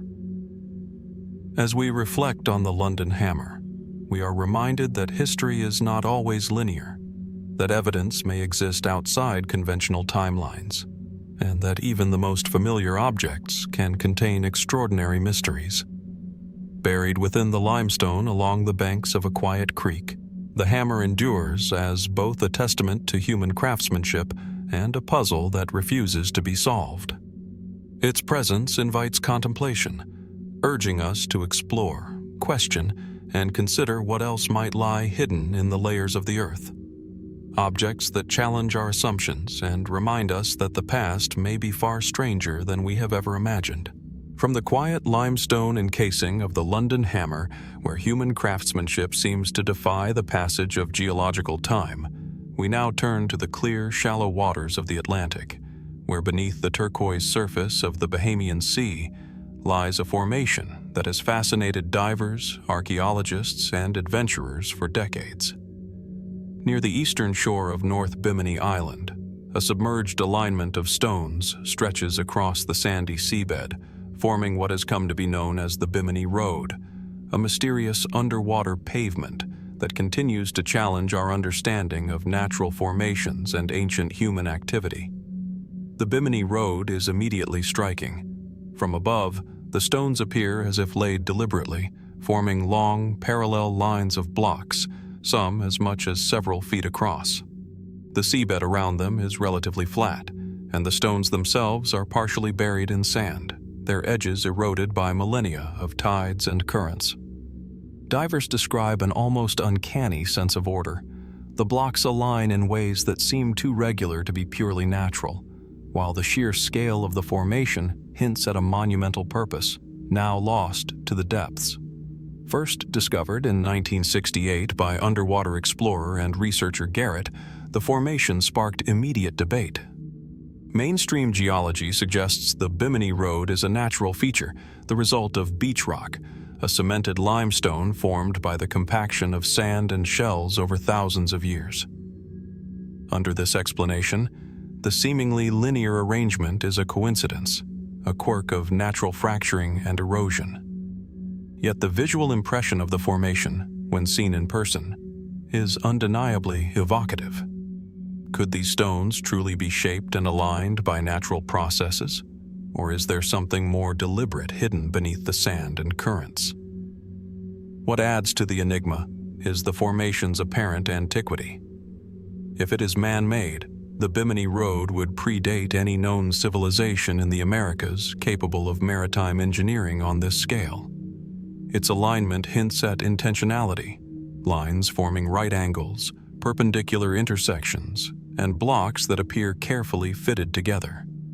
Could it be the remains of an ancient roadway, a port, or even a ceremonial platform submerged by rising sea levels at the end of the last ice age?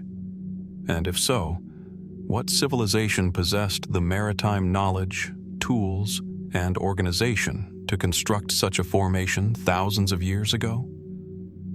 Divers and researchers have reported finding not just the linear blocks, but also smaller stone arrangements, depressions resembling quarry marks, and areas that suggest manipulation beyond what natural fracturing would produce. Some proponents suggest that the Bimini Road may connect to legends of Atlantis, inspired by Plato's writings, though mainstream scholarship treats such claims with skepticism. Nevertheless, the formation invites profound questions. Could lost or undiscovered cultures have achieved feats of construction that left traces only now glimpsed beneath the ocean? Or do natural forces sometimes conspire to create patterns that mirror human design, blurring the line between geology and archaeology? The environment itself adds complexity to the investigation. Bimini Island sits in a dynamic coastal region where tides, storms, and shifting currents have sculpted the seabed for millennia.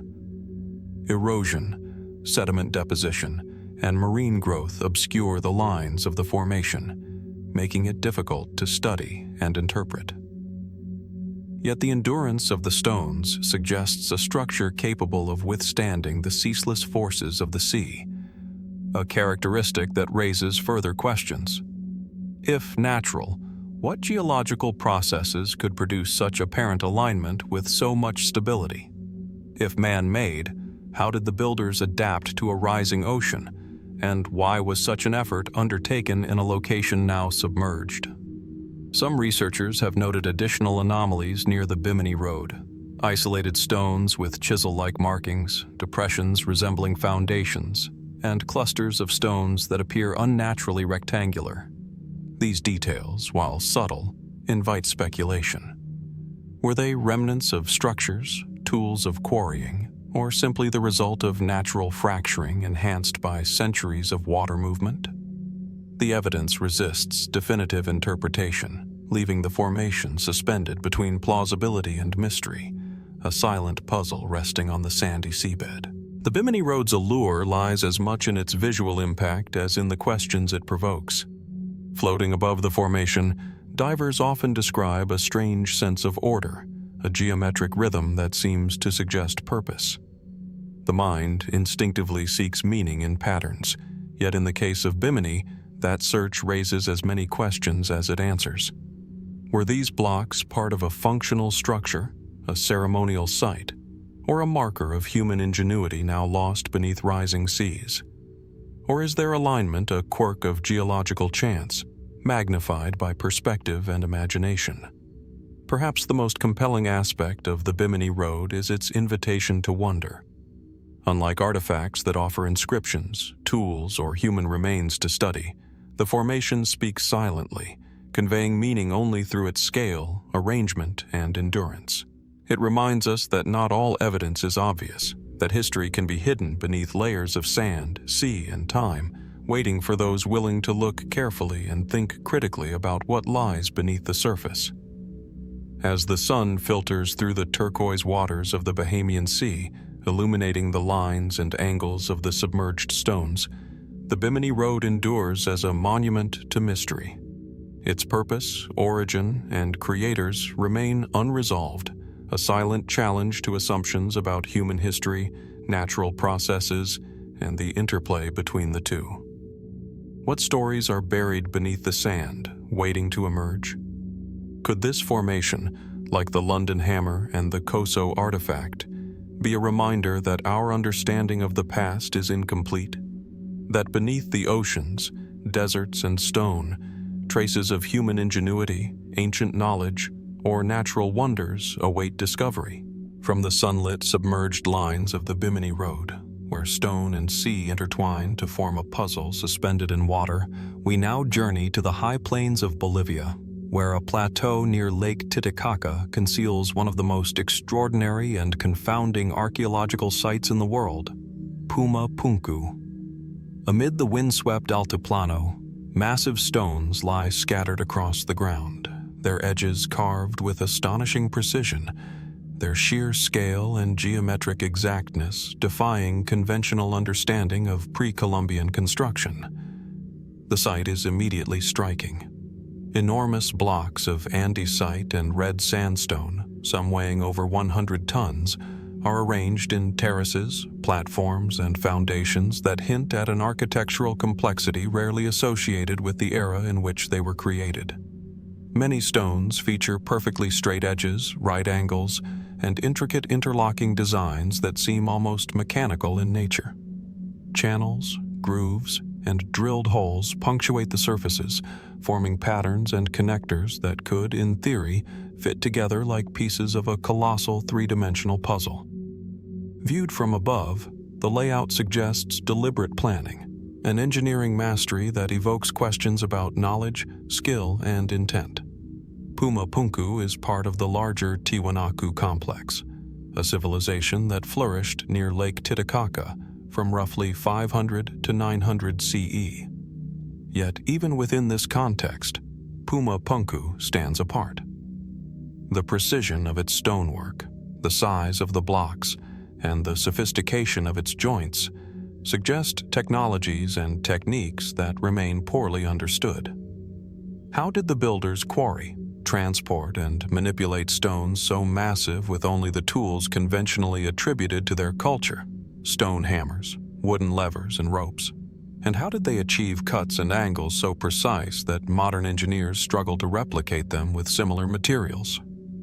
Some of the stones feature perfectly straight grooves, right-angled notches, and intricate interlocking shapes, leading some researchers to propose advanced techniques, possibly involving copper or bronze tools, templates, or even abrasive powders. Yet, no definitive evidence exists of the tools or methods that could achieve such precision at this scale. Could it be that the knowledge of the Tiwanaku engineers has been lost to history, a form of craftsmanship that surpasses what we typically attribute to pre-Columbian societies? Or might there be techniques now forgotten, honed over generations, that enabled feats of construction we can scarcely imagine today? The engineering challenges of Puma Punku are staggering.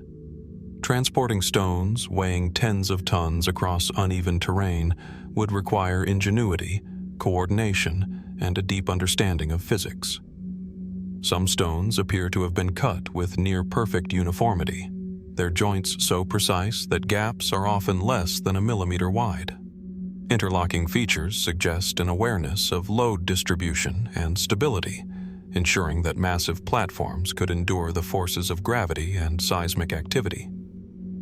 Was this level of precision achieved purely through trial and error, through incremental experimentation over centuries, or does it reflect a deeper, systematic knowledge of construction and design now lost to us? The site's purpose adds another layer of mystery. Some scholars suggest that Puma Punku functioned as a ceremonial or administrative center, part of a larger sacred complex associated with Tiwanaku cosmology. The alignment of terraces, platforms, and stone blocks may correspond to astronomical events, cardinal directions, or symbolic representations of the Andean cosmology. Others propose that it served as a foundation for structures no longer standing, or as a testing ground for construction techniques that influenced the broader Tiwanaku complex. Yet the absence of definitive inscriptions or records leaves these interpretations open to debate. What is perhaps most confounding is the apparent abruptness of the site's decline. Evidence suggests that Puma Punku and the larger Tiwanaku complex were abandoned or partially dismantled within a relatively short period. Many of the stones at Puma Punku lie toppled or fragmented, some showing signs of deliberate dismantling. Why would a civilization capable of engineering such remarkable precision leave such a site incomplete or abandoned? Were environmental changes, social upheaval, or internal dynamics responsible? Or did other forces intervene in a way that remains obscured by time? Beyond its technical marvels, Puma Punku is a visual and tactile reminder of human ambition and ingenuity. Standing among the massive stones, one is struck by the scale of the labor, the foresight of design, and the meticulous attention to detail. The site conveys a sense of purpose and intentionality, yet simultaneously leaves a profound emptiness. The knowledge of its creators, their methods, and the full meaning of their work has largely vanished. It is a monument to human capability and to the fragility of memory and history. Perhaps the most compelling enigma of Puma Punku is its combination of magnitude, precision, and mystery. It challenges assumptions about the technological limits of pre-Columbian societies, invites speculation about lost knowledge, and underscores the enduring tension between what we can observe and what we can truly understand. How did these engineers achieve such perfection with limited tools? Why was such extraordinary effort invested in construction, only for the site to be partially dismantled or abandoned? And what other secrets might remain hidden, buried beneath the stones, the soil, or the veil of time? As the sun rises over the windswept Altiplano, casting long shadows across the terraces and platforms, Puma Punku endures as a testament to human ambition and mystery. Its stones, meticulously carved, interlocked, and aligned, invite us to marvel at the ingenuity of our ancestors, even as they defy our ability to fully comprehend their methods and purpose. Beneath every groove, every precise edge, and every massive block lies a question that has persisted for centuries. What knowledge, skill, and vision went into creating this place, and how much remains hidden, waiting for discovery? From the wind-swept Altiplano of Bolivia, where the massive stones of Puma Punku defy modern understanding of ancient engineering, we now journey to the cradle of civilization itself, the fertile plains between the Tigris and Euphrates rivers, where the Sumerians laid the foundations of urban society, writing, and governance. Here, amidst the ruins of Uruk, Ur, and Nippur, archaeologists unearthed an artifact that would blur the line between history, legend, and the incomprehensible: the Sumerian king list. The Sumerian king list is deceptively simple in appearance. Written on clay tablets in cuneiform script, its orderly lines record the names of kings, their reigns, and the cities from which they ruled. Yet the content is extraordinary. Some early kings are said to have ruled for tens of thousands of years, a duration that defies any conventional understanding of human longevity. As the list progresses, reigns shorten, eventually aligning more closely with historical reality. The text presents a lineage that bridges myth and history, offering a window into how the Sumerians understood their past, a past that seems to stretch beyond the limits of plausibility. The list itself was discovered in fragments across multiple archaeological sites, often scratched onto worn clay tablets that had endured millennia of shifting sands, floods, and human upheaval. The act of preserving such a record indicates that the Sumerians placed immense importance on continuity and legitimacy. The ordering of kings, from antediluvian rulers to historical figures, suggests a narrative of authority and civilization itself. But what was the purpose of recording reigns of impossibly long-lived rulers? Were these symbolic representations of divine order, exaggerations to assert authority, or remnants of a historical record that has been misinterpreted over thousands of years? What fascinates scholars and lay people alike is the intersection of myth and verifiable history within the list. The earliest kings, ruling for tens of thousands of years, are impossible by modern understanding. Yet as the timeline approaches more historically verified rulers, the durations become plausible, overlapping with archaeological evidence of cities and dynasties. Could the exaggerated reigns represent lost knowledge of a forgotten era, a symbolic measure of time, or even an attempt to encode information about cycles, cosmology, or events that we no longer fully understand? The cities themselves, Eridu, Bad Tabira, Larak, and Shuruppak, recur throughout the king list, suggesting that these early rulers were associated with the rise of urban centers, temple building, and societal organization. Some of these cities have been located and excavated, revealing monumental architecture, ziggurats, and evidence of advanced irrigation systems. Yet the vast longevity of early kings remains unexplained. Could these reigns indicate collective dynasties rather than individual rulers? Or might they reflect a cultural understanding of time that differs radically from our own? In addition to its historical intrigue, the king list raises profound philosophical questions. By blending the extraordinary with the verifiable, it forces us to reconsider the boundaries between myth, memory, and historical record. How did the Sumerians perceive time, power, and civilization?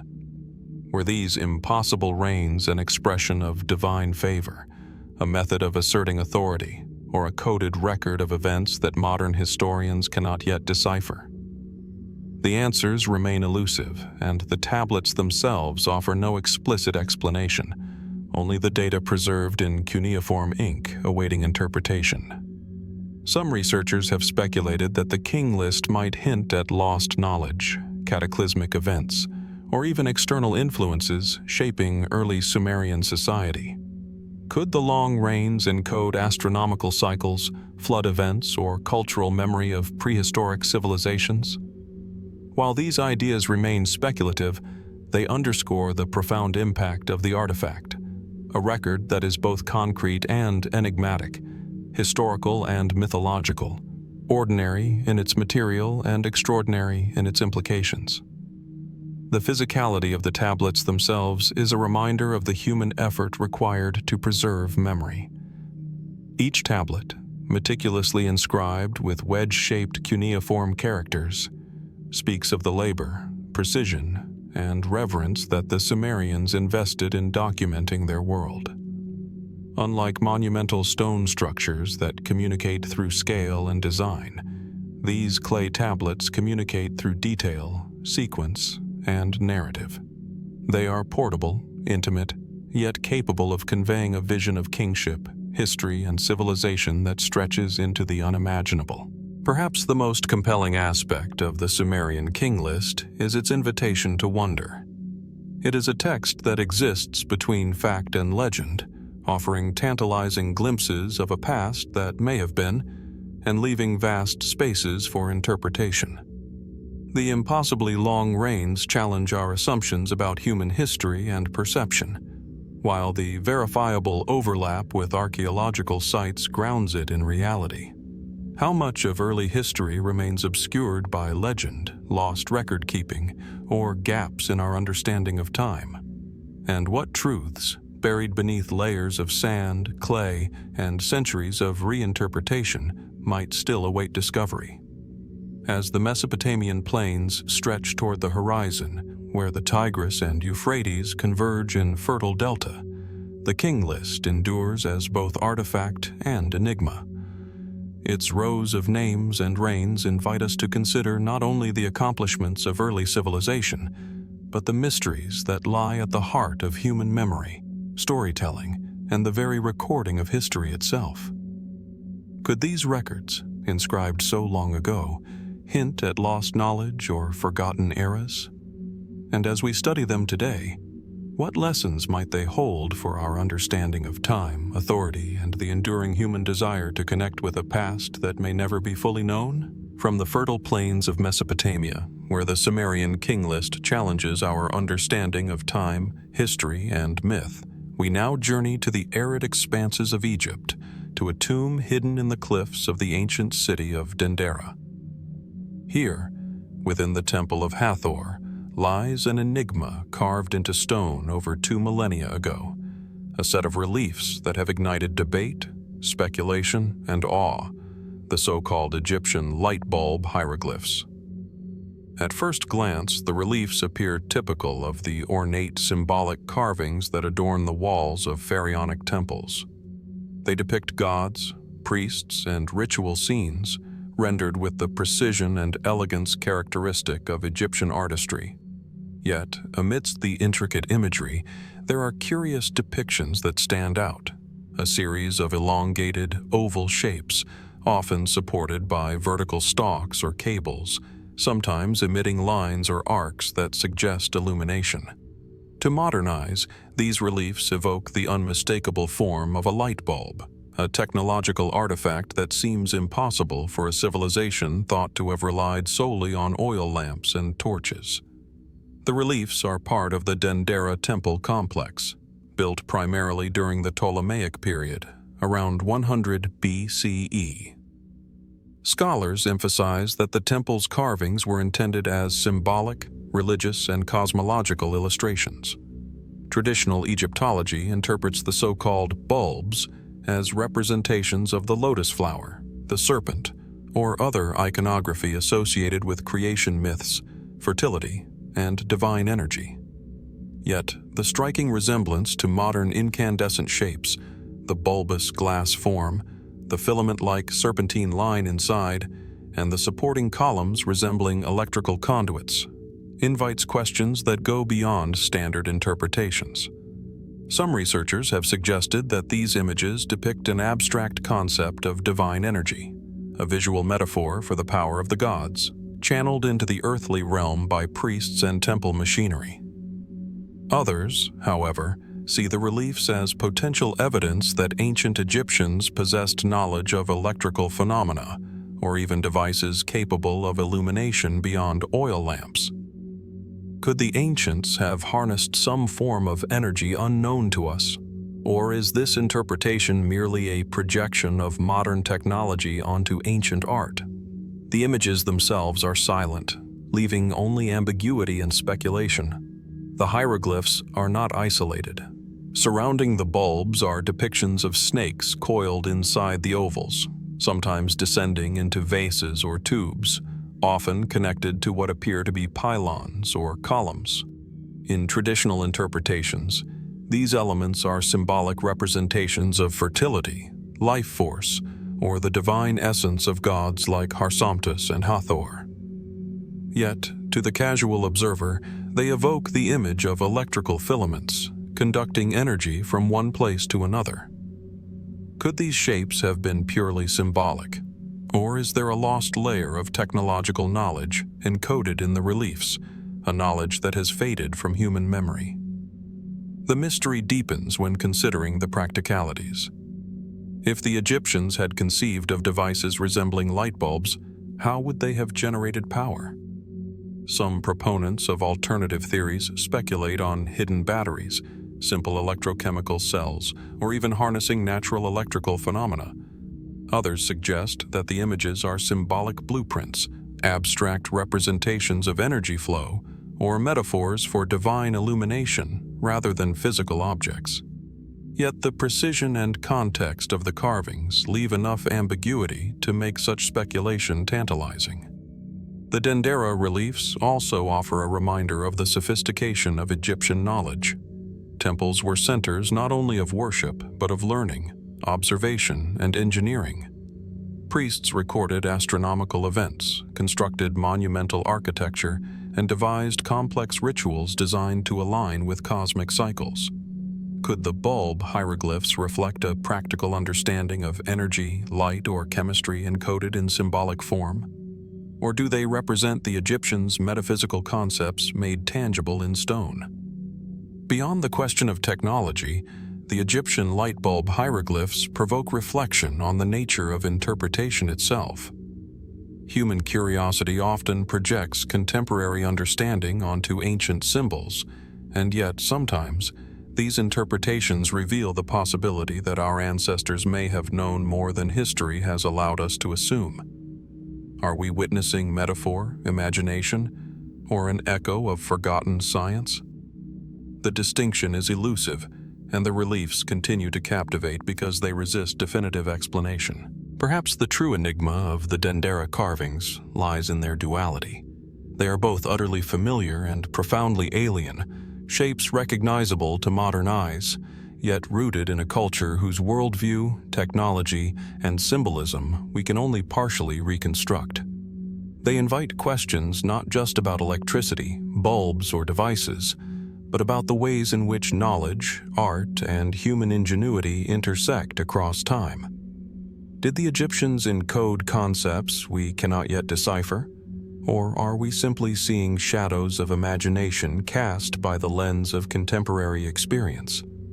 As sunlight filters through the temple columns, illuminating the stone reliefs and casting long shadows across the carvings, the bulbs of Dendera endure as silent witnesses to the ingenuity, mystery, and symbolism of an ancient civilization.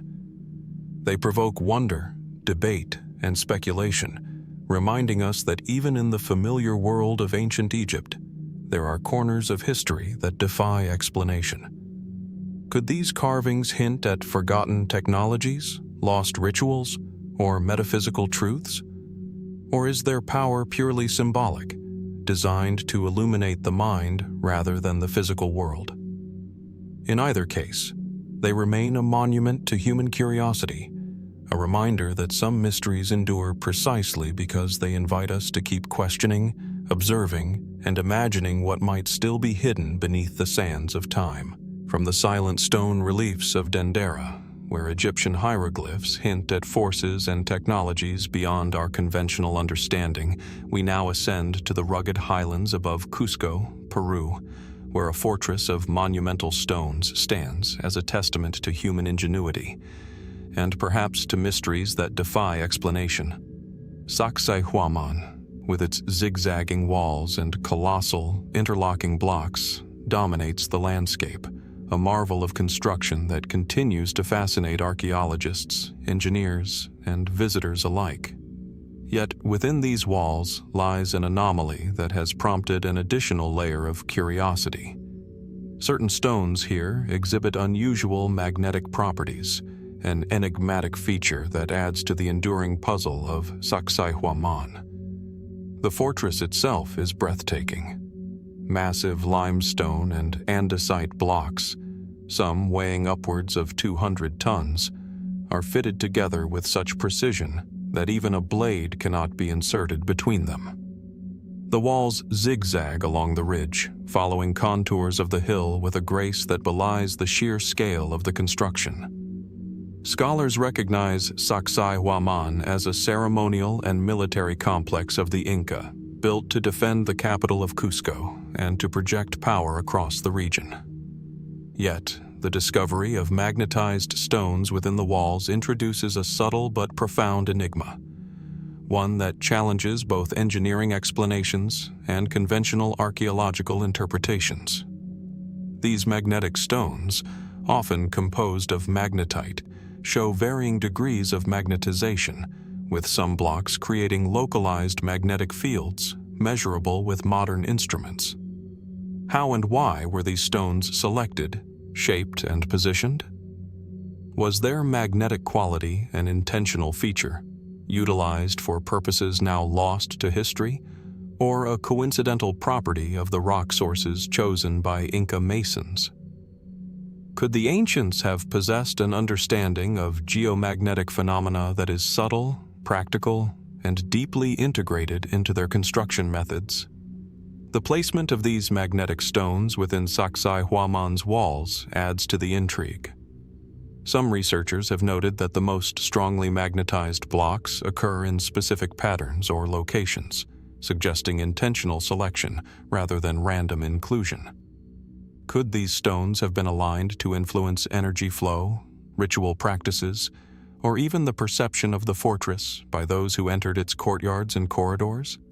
Or is the apparent pattern merely an artifact of selective observation, a coincidence amplified by modern curiosity? Sacsayhuaman is already extraordinary in its construction. Stones were quarried, transported, and shaped with incredible precision, then fitted together without mortar, surviving centuries of seismic activity in a region prone to earthquakes. Adding the magnetic anomalies into this equation deepens the mystery.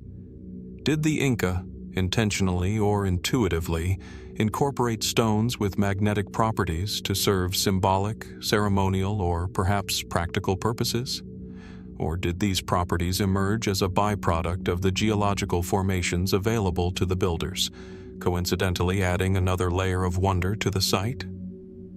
Some speculative theories propose that the magnetic stones may have been used in alignment with celestial events, perhaps interacting with the Earth's natural magnetic field to orient structures, temples, or ritual spaces. Others suggest they could have played a role in Inca cosmology, reflecting the relationship between Earth, stone, and energy in a spiritual or metaphysical sense. Mainstream archaeology emphasizes that there is no direct evidence linking magnetism to ritual use, yet the phenomenon remains intriguing, a small but persistent puzzle within an already extraordinary architectural complex. Beyond technical or ritual considerations, the magnetic stones at Sacsayhuaman remind us of the subtle ways in which human ingenuity and natural phenomena intersect. Each block, hewn with care and precision, is not only a structural element, but also a material witness to the geological and magnetic characteristics of the region. The Inca did not possess iron tools in the conventional sense, yet they manipulated these immense stones with unparalleled skill, moving, shaping, and aligning them to achieve durability, balance, and harmony with the landscape. Was the inclusion of magnetized stones intentional, an overlooked aspect of their understanding of materials, or simply an astonishing coincidence? The fortress from a distance projects a sense of permanence and control, yet up close, it invites contemplation. Each magnetic stone is a reminder that the Inca were observers of their environment, sensitive to qualities of rock, landscape, and perhaps energy that modern science is only beginning to measure. What other properties might these stones possess, hidden from view, waiting for investigation with tools not yet conceived? Could the magnetism have affected human perception, creating a subtle psychological or ritual effect for those walking the terraces and plazas of the fortress? Perhaps the enduring enigma of Sacsayhuaman lies not in the stones themselves, but in the questions they provoke. They challenge our assumptions about ancient construction, material science, and the intersection of human culture with natural phenomena. Were the magnetic stones a deliberate choice, a ritualistic or engineering innovation now lost to time, or a coincidental byproduct of geological happenstance? The fortress as a whole speaks of ambition, ingenuity, and meticulous design, but these anomalies hint at a layer of subtlety and complexity that remains unexplained, waiting for the curious eye to discern its purpose. As the wind sweeps across the ridges of Sacsayhuaman, carrying the echoes of centuries past, the magnetic stones endure as silent witnesses to an ancient civilization's mastery of stone and terrain. They provoke wonder and reflection, urging us to consider the sophistication of the Inca, the hidden qualities of the earth beneath our feet, and the possibility that even in structures thoroughly studied, there remain aspects that defy explanation. How much more might we discover if we look beyond scale and craftsmanship toward the subtle properties of stone, energy, and design that whisper of knowledge still buried in the past? From the high, windswept terraces of Sacsayhuaman, where magnetic stones silently challenge our understanding of Inca engineering and perception, we now travel thousands of kilometers northeast into the arid expanse of the Tarim Basin in what is now western China. Here, beneath the shifting sands and desolate landscapes, lie the Tarim Mummies, ancient human remains that have captivated archaeologists, historians, and the curious alike, not only for their remarkable preservation, but for the profound mysteries they present. The mummies themselves are astonishing. Discovered in desert tombs scattered across the basin, some dating as far back as 2000 BCE, their bodies are extraordinarily well preserved, often with skin, hair, and clothing intact despite the passage of millennia. The harsh, dry climate of the Tarim Basin has contributed to this preservation, yet the level of detail, braided hair, intricate textiles, and even footwear, is exceptional, offering a window into the lives, cultures, and technologies of a people whose origins remain enigmatic. What immediately strikes observers is the appearance of the mummies themselves. Many display distinctly Caucasoid features, with elongated noses, high cheekbones, and light-colored hair, characteristics unexpected in a region now dominated by East Asian populations. The textiles are equally remarkable. Woven with sophisticated patterns, including twill weaves and elaborate designs, the fabrics suggest a high level of technical skill and aesthetic sensibility. Clothing found with the mummies often incorporates wool, cotton, and other materials, sometimes dyed in vivid colors. The presence of these textiles in such an isolated region raises questions about trade, migration, and cultural exchange in the Bronze Age. How did these techniques and materials arrive in the Tarim Basin? Were the mummies themselves part of a migratory population, bringing knowledge and traditions from far-off lands, or do they represent an indigenous development of unexpectedly advanced craftsmanship? Equally perplexing is the dating of these remains. Radiocarbon analysis indicates that some mummies predate the commonly accepted timelines for significant contact between Central Asia and the wider Eurasian world. This has led to speculation about the movement of peoples, technologies, and ideas across vast distances long before the Silk Road, challenging conventional narratives of early human migration. Could these populations have traveled thousands of kilometers, bringing with them unique cultural practices? Or do the mummies hint at a more complex, interconnected world than historians have previously imagined? The burial practices themselves add layers of mystery. Some mummies were interred in tombs lined with wooden planks or stone slabs, accompanied by elaborate grave goods, tools, ornaments, and sometimes even weapons.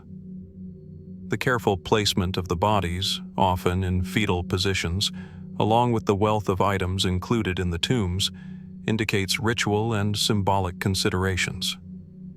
Were these burials purely practical, designed to preserve the dead in the harsh desert climate, or did they carry spiritual significance, encoding beliefs about the afterlife, lineage, or the cosmos?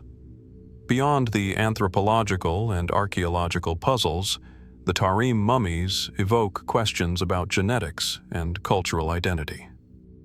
DNA analysis has revealed complex ancestries, showing affinities to both Western and Eastern Eurasian populations. How did these communities interact, intermarry, and develop in such a remote and inhospitable environment? And what does this tell us about the spread of languages, technologies, and traditions across Eurasia during the Bronze Age? The evidence suggests a world far more interconnected than we often assume, yet the exact mechanisms remain obscure. One of the most compelling aspects of the Tarim mummies is the way they confront our assumptions about history and geography. In a region now characterized by desert and sparse population, these remains suggest the presence of thriving, culturally sophisticated communities millennia ago. They remind us that human ingenuity, adaptability, and mobility often leave traces that challenge the neat lines drawn by conventional historical narratives. How many other cultures, now lost to time, once flourished in isolation or across vast distances, leaving only enigmatic clues behind? Moreover, the preservation of the mummies allows us to glimpse not only physical traits but also cultural practices. Textiles, hairstyles, and burial customs speak to the social structure, aesthetic values, and technological knowledge of these ancient peoples. Yet the context of their presence remains an open question. Were they part of a broader migratory movement from the West, remnants of a lost civilization, or the product of a local culture shaped by unique environmental pressures? The evidence is tantalizing, offering both clarity and mystery in equal measure. Perhaps the most enduring enigma of the Tarim mummies is the interplay between what we can observe and what remains unknown. Their bodies, preserved with astonishing fidelity, are silent witnesses to human life thousands of years ago.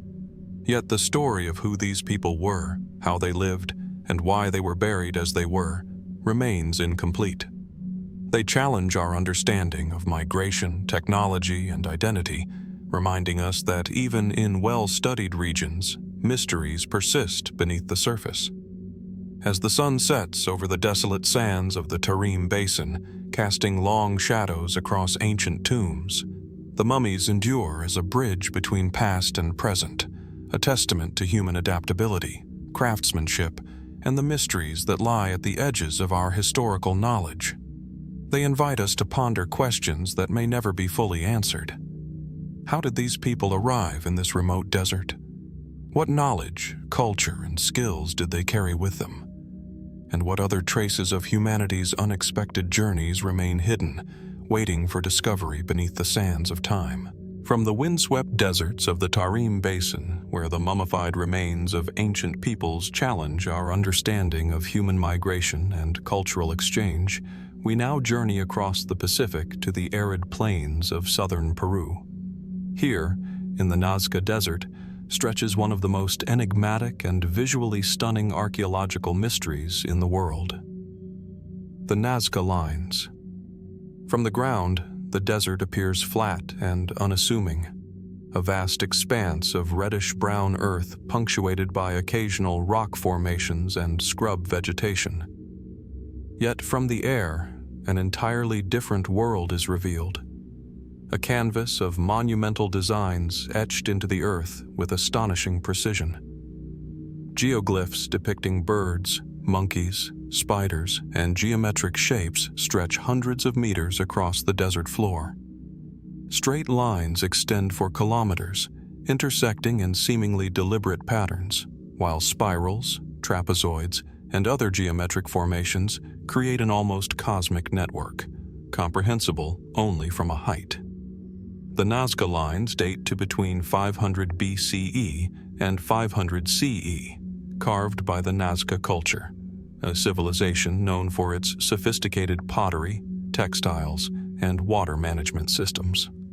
The creators removed the oxidized top layer of desert stones to reveal the lighter soil beneath, producing high-contrast markings that endure to this day in the region's dry climate. Yet the scale and complexity of the designs raise immediate questions. How and why did a culture without flight or aerial observation produce images that are so clearly intended to be seen from above? What purpose could such enormous and labor-intensive figures have served? Scholars have proposed a range of explanations.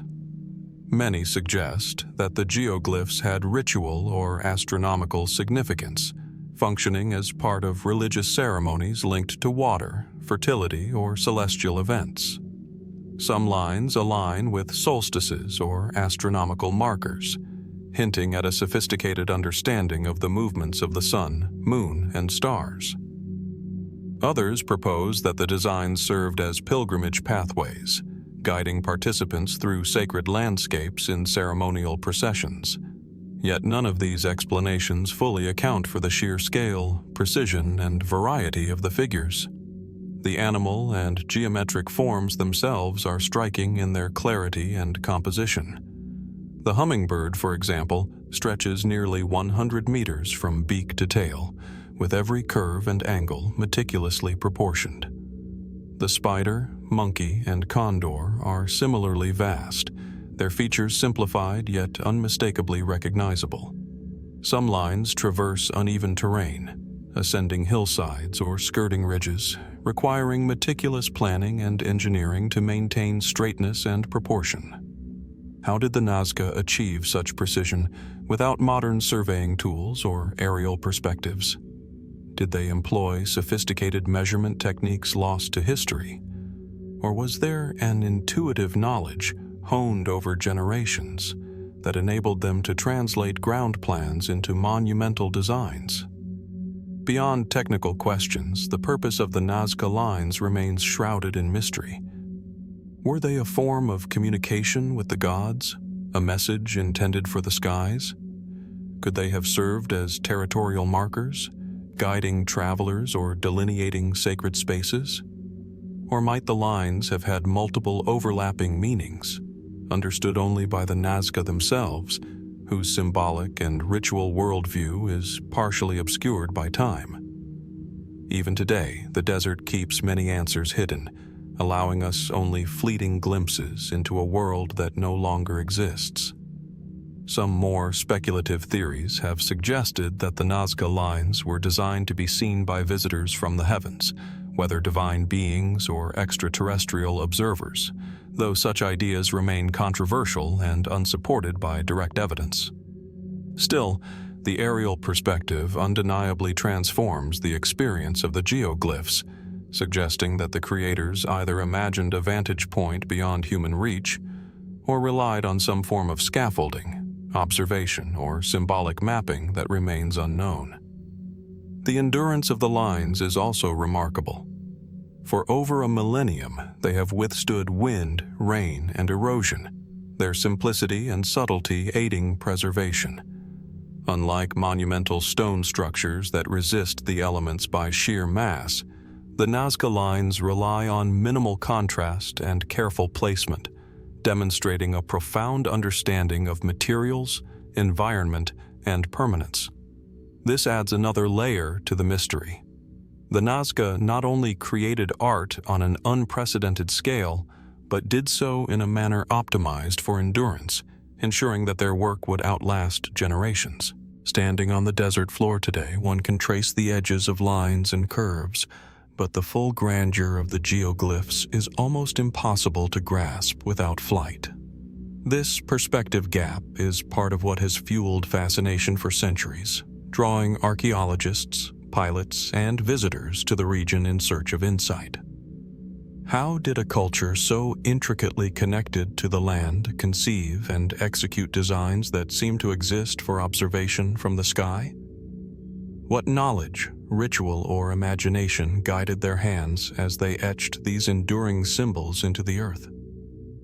Perhaps the true mystery of the Nazca lines lies in their combination of technical ingenuity, symbolic power, and enduring ambiguity. They challenge our assumptions about what pre-Columbian societies could conceive, plan, and execute. They remind us that human expression is not always limited to the scale of the human eye. Sometimes it reaches upward, toward horizons, sky, or the unknown. And like so many of the wonders we have explored in this journey, the Nazca lines leave us with more questions than answers. Questions about purpose, perception, and the ways in which ancient peoples engaged with their environment and the cosmos. As the morning sun casts long shadows across the desert plains, revealing the faint lines of hummingbirds and spiders in the sand, the Nazca lines endure as both message and mystery, inviting us to ponder the ingenuity, devotion, and imagination of the people who created them. What stories, rituals, or knowledge might be hidden within their vast, interlocking patterns? And, as with so many ancient enigmas, how much remains waiting to be uncovered, lying just beneath the surface of the earth or just beyond the reach of our understanding? From the sun-baked plains of southern Peru, where the Nazca lines stretch across the desert in colossal forms that challenge our understanding of vision, ritual, and engineering, we now travel across oceans and centuries to the windswept plains of southern England. Here, on the Salisbury Plain, stands Stonehenge, a monument at once familiar and utterly enigmatic, a ring of colossal stones whose purpose has puzzled scholars, historians, and curious minds for generations. Rising from the undulating green of the plain, the stones of Stonehenge command attention. Massive sarsens, some weighing over 20 tons, are arranged in precise circles and horseshoes, capped with horizontal lintels that balance with seemingly impossible precision.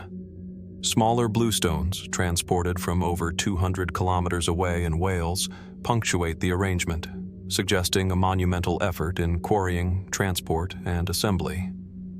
From a distance, the site seems timeless. Up close, every stone tells a story of careful shaping, placement, and an understanding of weight, balance, and geometry that defies simple explanation. Stonehenge's age adds to its mystique.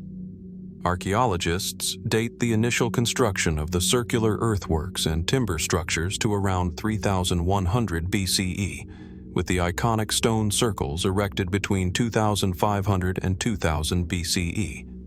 Over centuries, the monument was modified, stones rearranged, and new features added, reflecting a long continuum of cultural and ceremonial significance.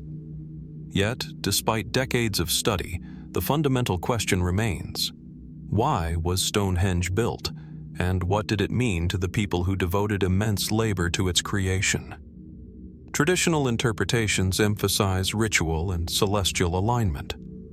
The stones are famously aligned to the solstices, with the sunrise of the summer solstice illuminating the heel stone and the central axis of the monument.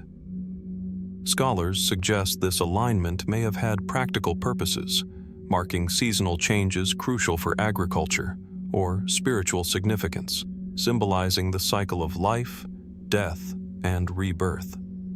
Some researchers also point to evidence of human burials, suggesting Stonehenge may have functioned as a sacred necropolis, a place where the living honored the dead and sought connection with the forces beyond. Yet even these explanations leave room for deeper mystery.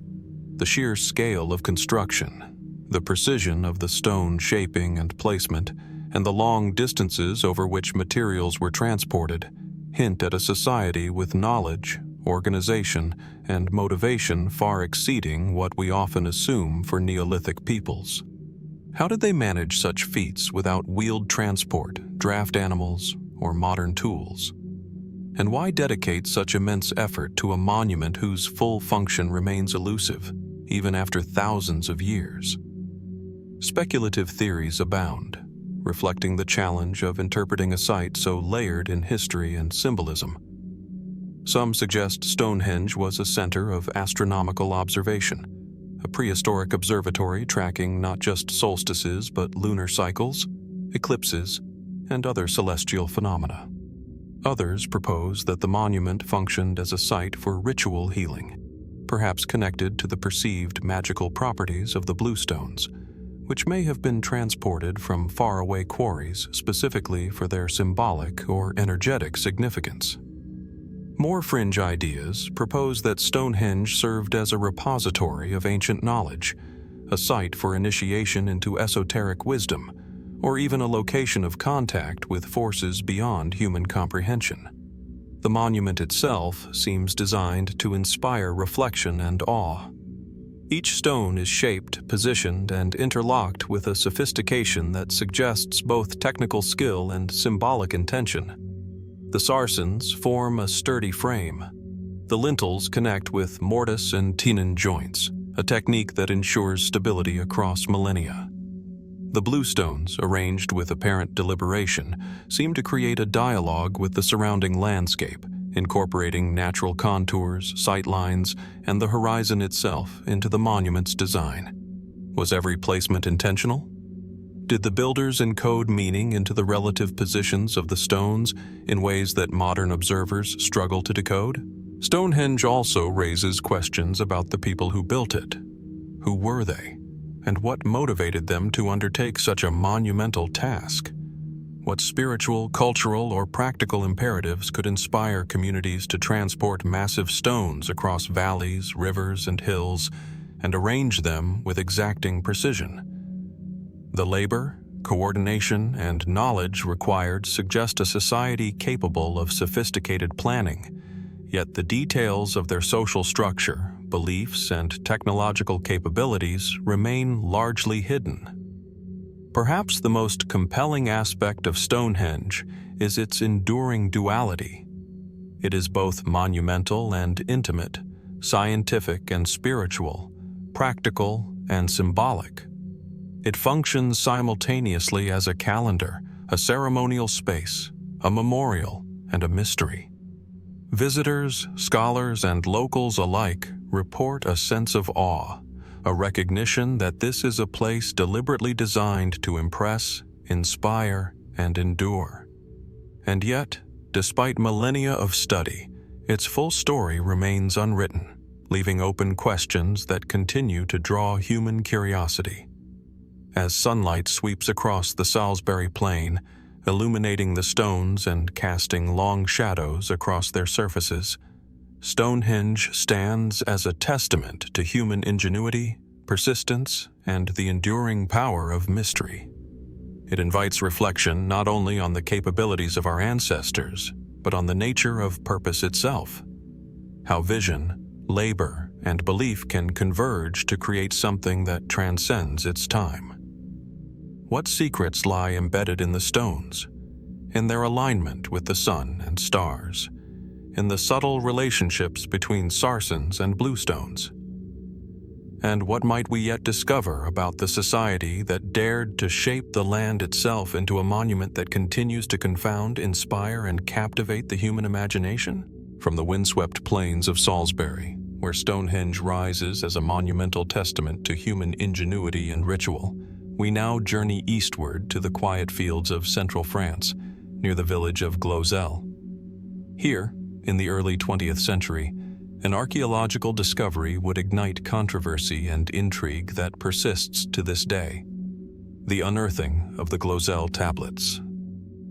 These small inscribed artifacts, covered in symbols, characters, and enigmatic markings, offer a glimpse into a past that challenges accepted timelines and defies easy explanation. The site itself is unassuming, nestled amid rolling farmland and gentle forests. In 1924, a young farmer named Émile Fradin discovered a series of clay tablets, along with bones, tools, and other artifacts, buried beneath the soil.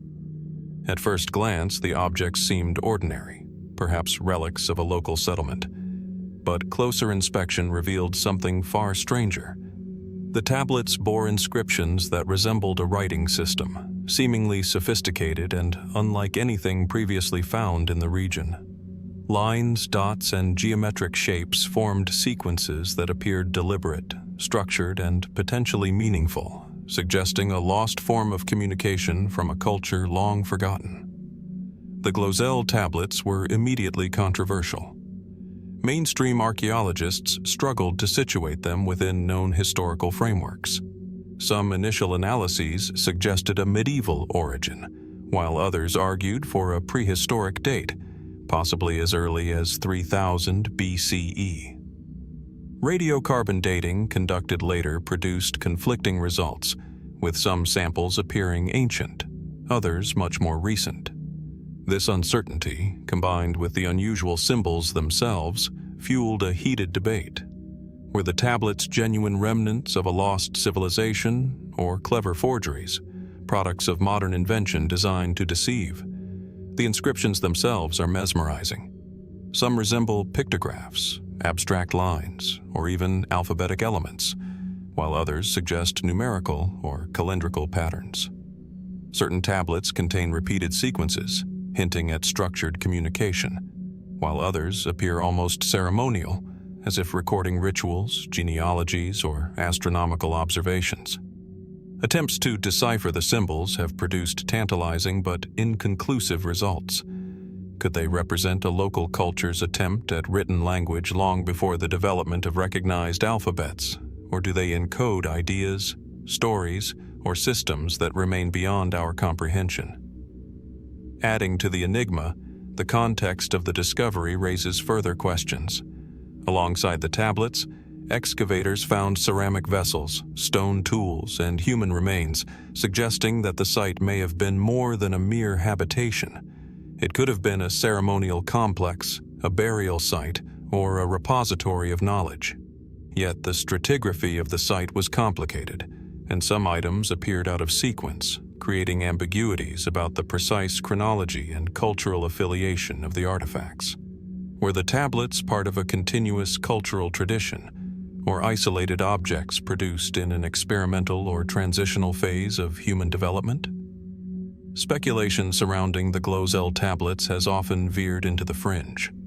Some have suggested that the symbols indicate contact with an unknown civilization, one whose knowledge of writing and record-keeping predated accepted timelines. Others posit connections to ancient scripts, from Phoenician alphabets to early Etruscan symbols, yet none of these comparisons produce definitive matches. The tablets sit in a liminal space between the known and the mysterious, inviting both scholarly investigation and imaginative interpretation. The very controversy surrounding Glozel adds to its allure. Excavations were halted amid accusations of forgery, and public debate raged through the 1920s and 1930s. Scientists, journalists, and enthusiasts alike took sides, some defending the authenticity of the finds, others denouncing them as clever hoaxes. Over time, additional excavations uncovered hundreds more inscribed objects, complicating the narrative rather than clarifying it. Today, some fragments are displayed in museums, but the full story of Glozel remains elusive, shrouded by both history and skepticism. What makes the Glozel Tablets so compelling is not only their inscriptions, but the questions they provoke. Who created them, and why? What knowledge, culture, or belief system do they encode? Were they part of a literate society previously unknown to history, or are they an isolated, experimental form of record-keeping, a fleeting glimpse of human creativity? And crucially, what has been lost?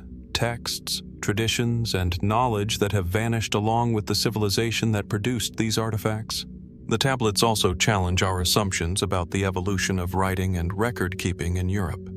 Conventional timelines suggest that fully developed writing systems arrived relatively late in this region, yet Glozel hints at the possibility of innovation, adaptation, or forgotten experimentation far earlier than expected.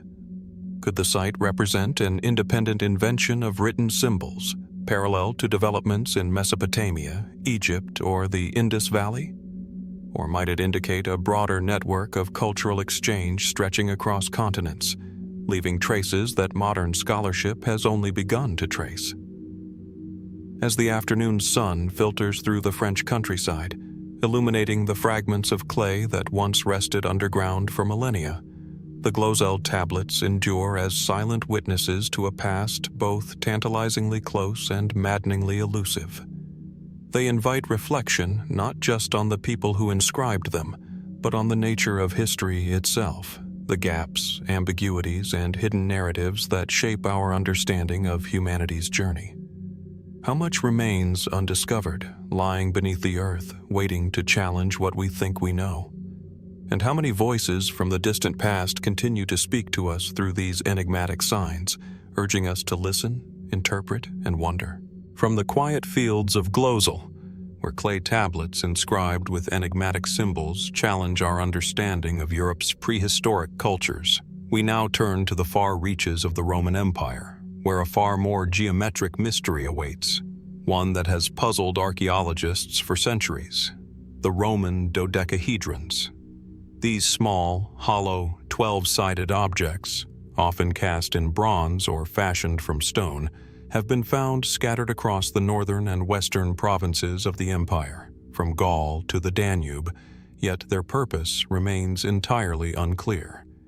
The dodecahedrons are deceptively simple in form, yet beguilingly complex in design. Each of the 12 pentagonal faces contains a circular hole, varying in diameter, and small knobs or protrusions adorn the vertices, creating an object both tactile and symmetrical, elegant in its proportions. Their sizes range from a few centimeters to nearly 12 centimeters across, small enough to hold in the palm of a hand, yet crafted with a precision that hints at purpose, intention, and skill. Found primarily in Roman sites dating to the 2nd and 3rd centuries CE, these artifacts stand as silent witnesses to a technological and cultural enigma. Archaeologists have long puzzled over their function.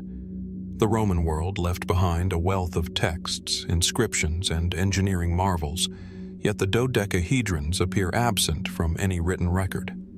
Were they tools, ceremonial objects, toys, or instruments of measurement?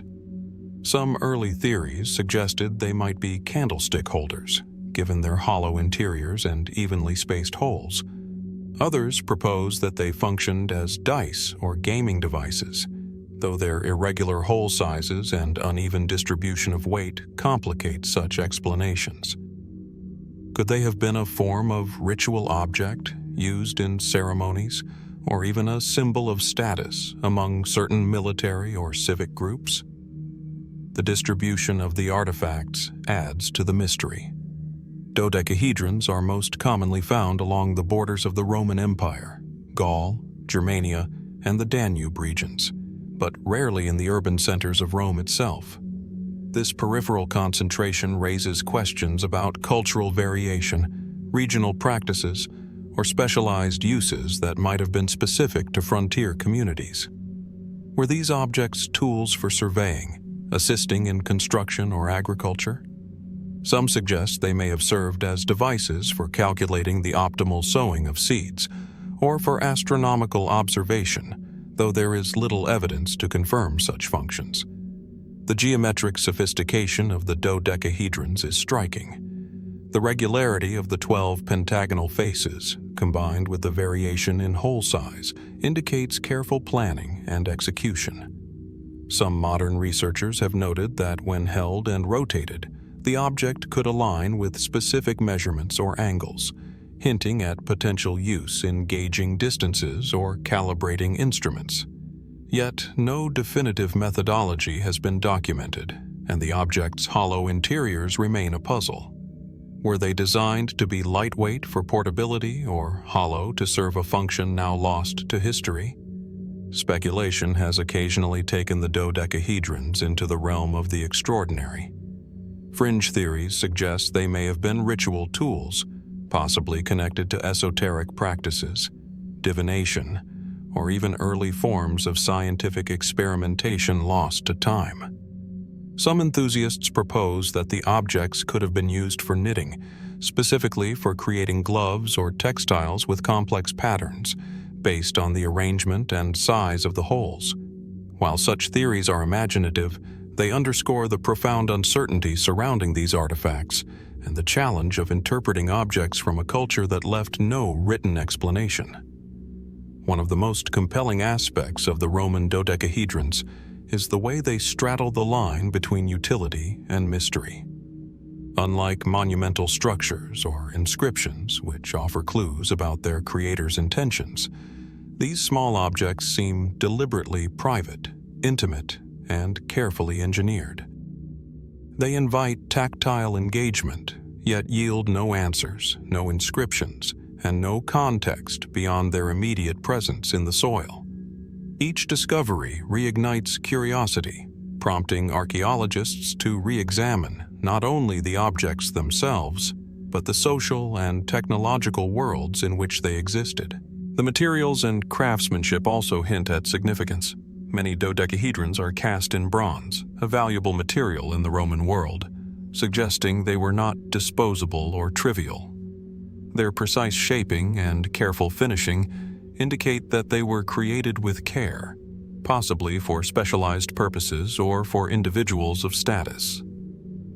Yet the absence of direct historical documentation leaves open the question: were these objects widely understood in their own time, or known only to select groups, their function deliberately esoteric or ceremonial? Perhaps the true mystery lies in what the dodecahedrons reveal about Roman ingenuity and the gaps in our understanding. They remind us that even in one of history's most extensively documented civilizations, countless details remain hidden, awaiting discovery, interpretation, or perhaps imagination. Could these small geometric forms encode practical knowledge, ceremonial symbolism, or a combination of both? And how many other objects, scattered across the provinces and yet unrecognized, might similarly hold secrets about daily life, ritual practice, or scientific observation in the Roman Empire?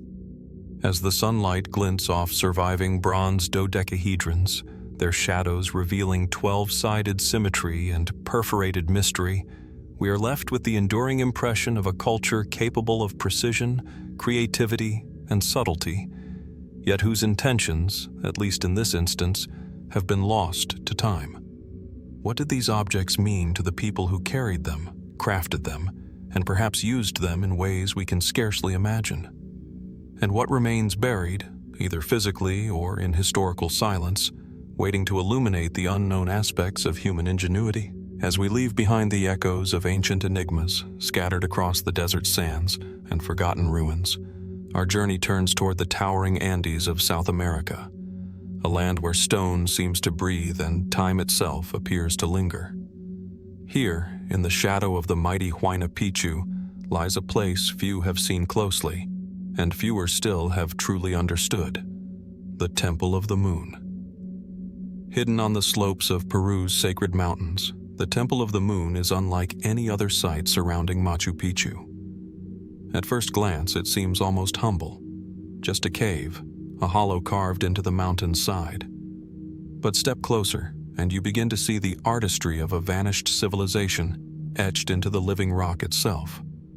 Smooth, impossibly precise stonework forms a sanctuary within the cave, illuminated by shafts of light that pierce the darkness at certain times of day, as if by deliberate design. The air here is cold and still, carrying a quiet reverence that defies explanation. The stone surfaces gleam faintly, as though polished by centuries of ritual touch. Some believe this temple was a ceremonial center, perhaps a place of transition, where the living communed with their ancestors or prepared the souls of the dead for the journey beyond. Others suggest it was a royal mausoleum, a hidden chamber reserved for Incan nobility. Yet, the deeper one looks, the less certain the answers become. What makes the Temple of the Moon so perplexing is not only its construction, but its location. Perched high upon a rugged, nearly inaccessible mountainside, it challenges our understanding of how and why it was built. The path leading to it winds through narrow ridges and steep cliffs, routes that even modern hikers find treacherous. So, why would ancient builders choose such an isolated and dangerous site for their temple? Was it simply a matter of defense, or something more spiritual? A deliberate separation between the mundane world and the realm of the divine? Archaeologists have long debated these questions. Conventional theories suggest that the temple was part of a network of sacred sites radiating outward from Machu Picchu, aligned with astronomical and geographical principles central to Incan cosmology. The Inca, after all, saw the world as divided into three realms: the upper world of the gods, Hananpacha, the world of the living, Kaipacha, and the underworld, Ukupacha. The Temple of the Moon, with its cave-like interior and celestial name, may have represented the threshold between these worlds. And yet, for all its possible symbolism, the temple resists easy classification. No written records describe its purpose. No inscriptions explain the meaning of its carvings.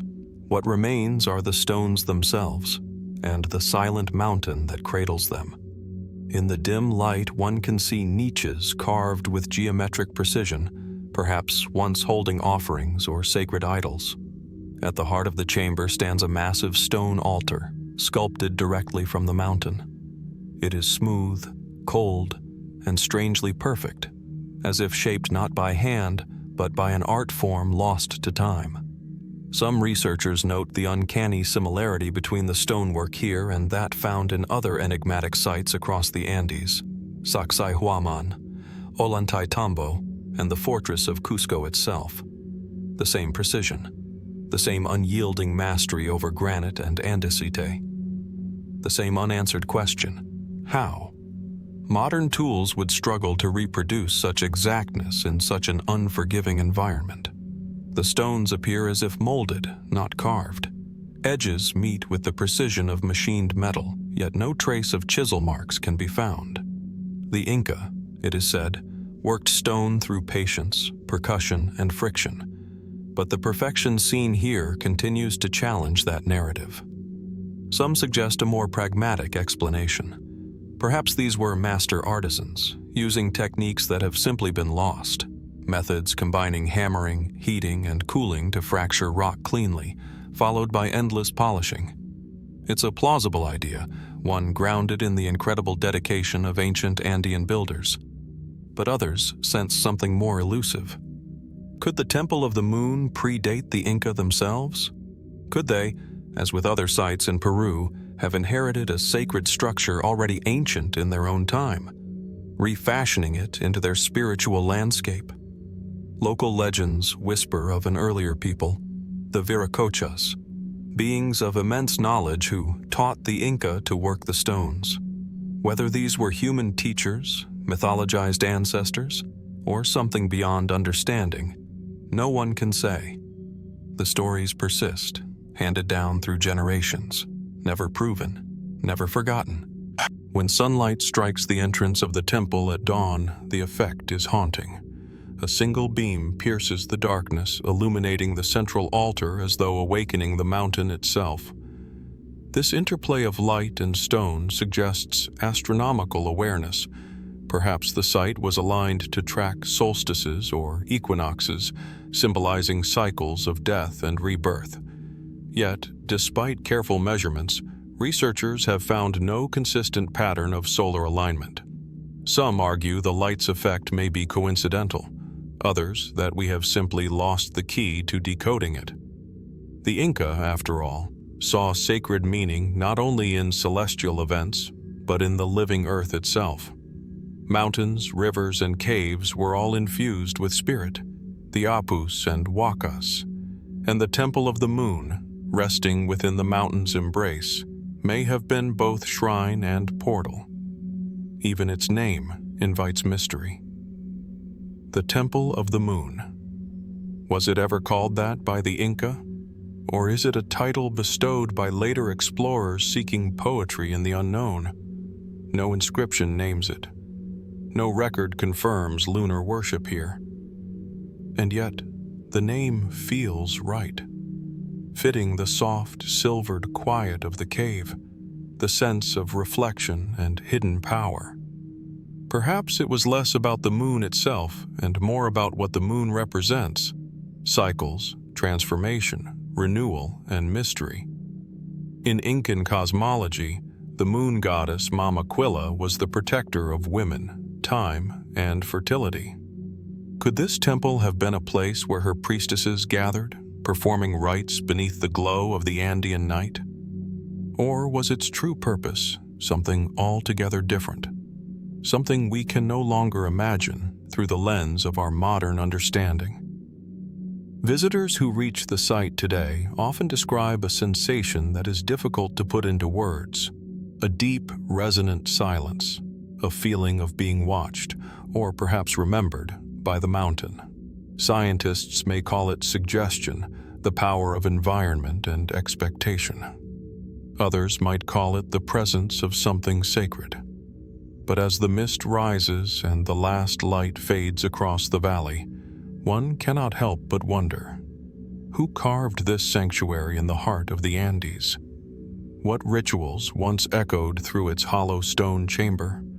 And what knowledge, now long buried beneath the centuries, still sleeps within the mountain's dark embrace? The Temple of the Moon remains, unchanged, unyielding, and silent. A riddle carved in stone, waiting for someone, someday, to listen closely enough to hear its ancient truth.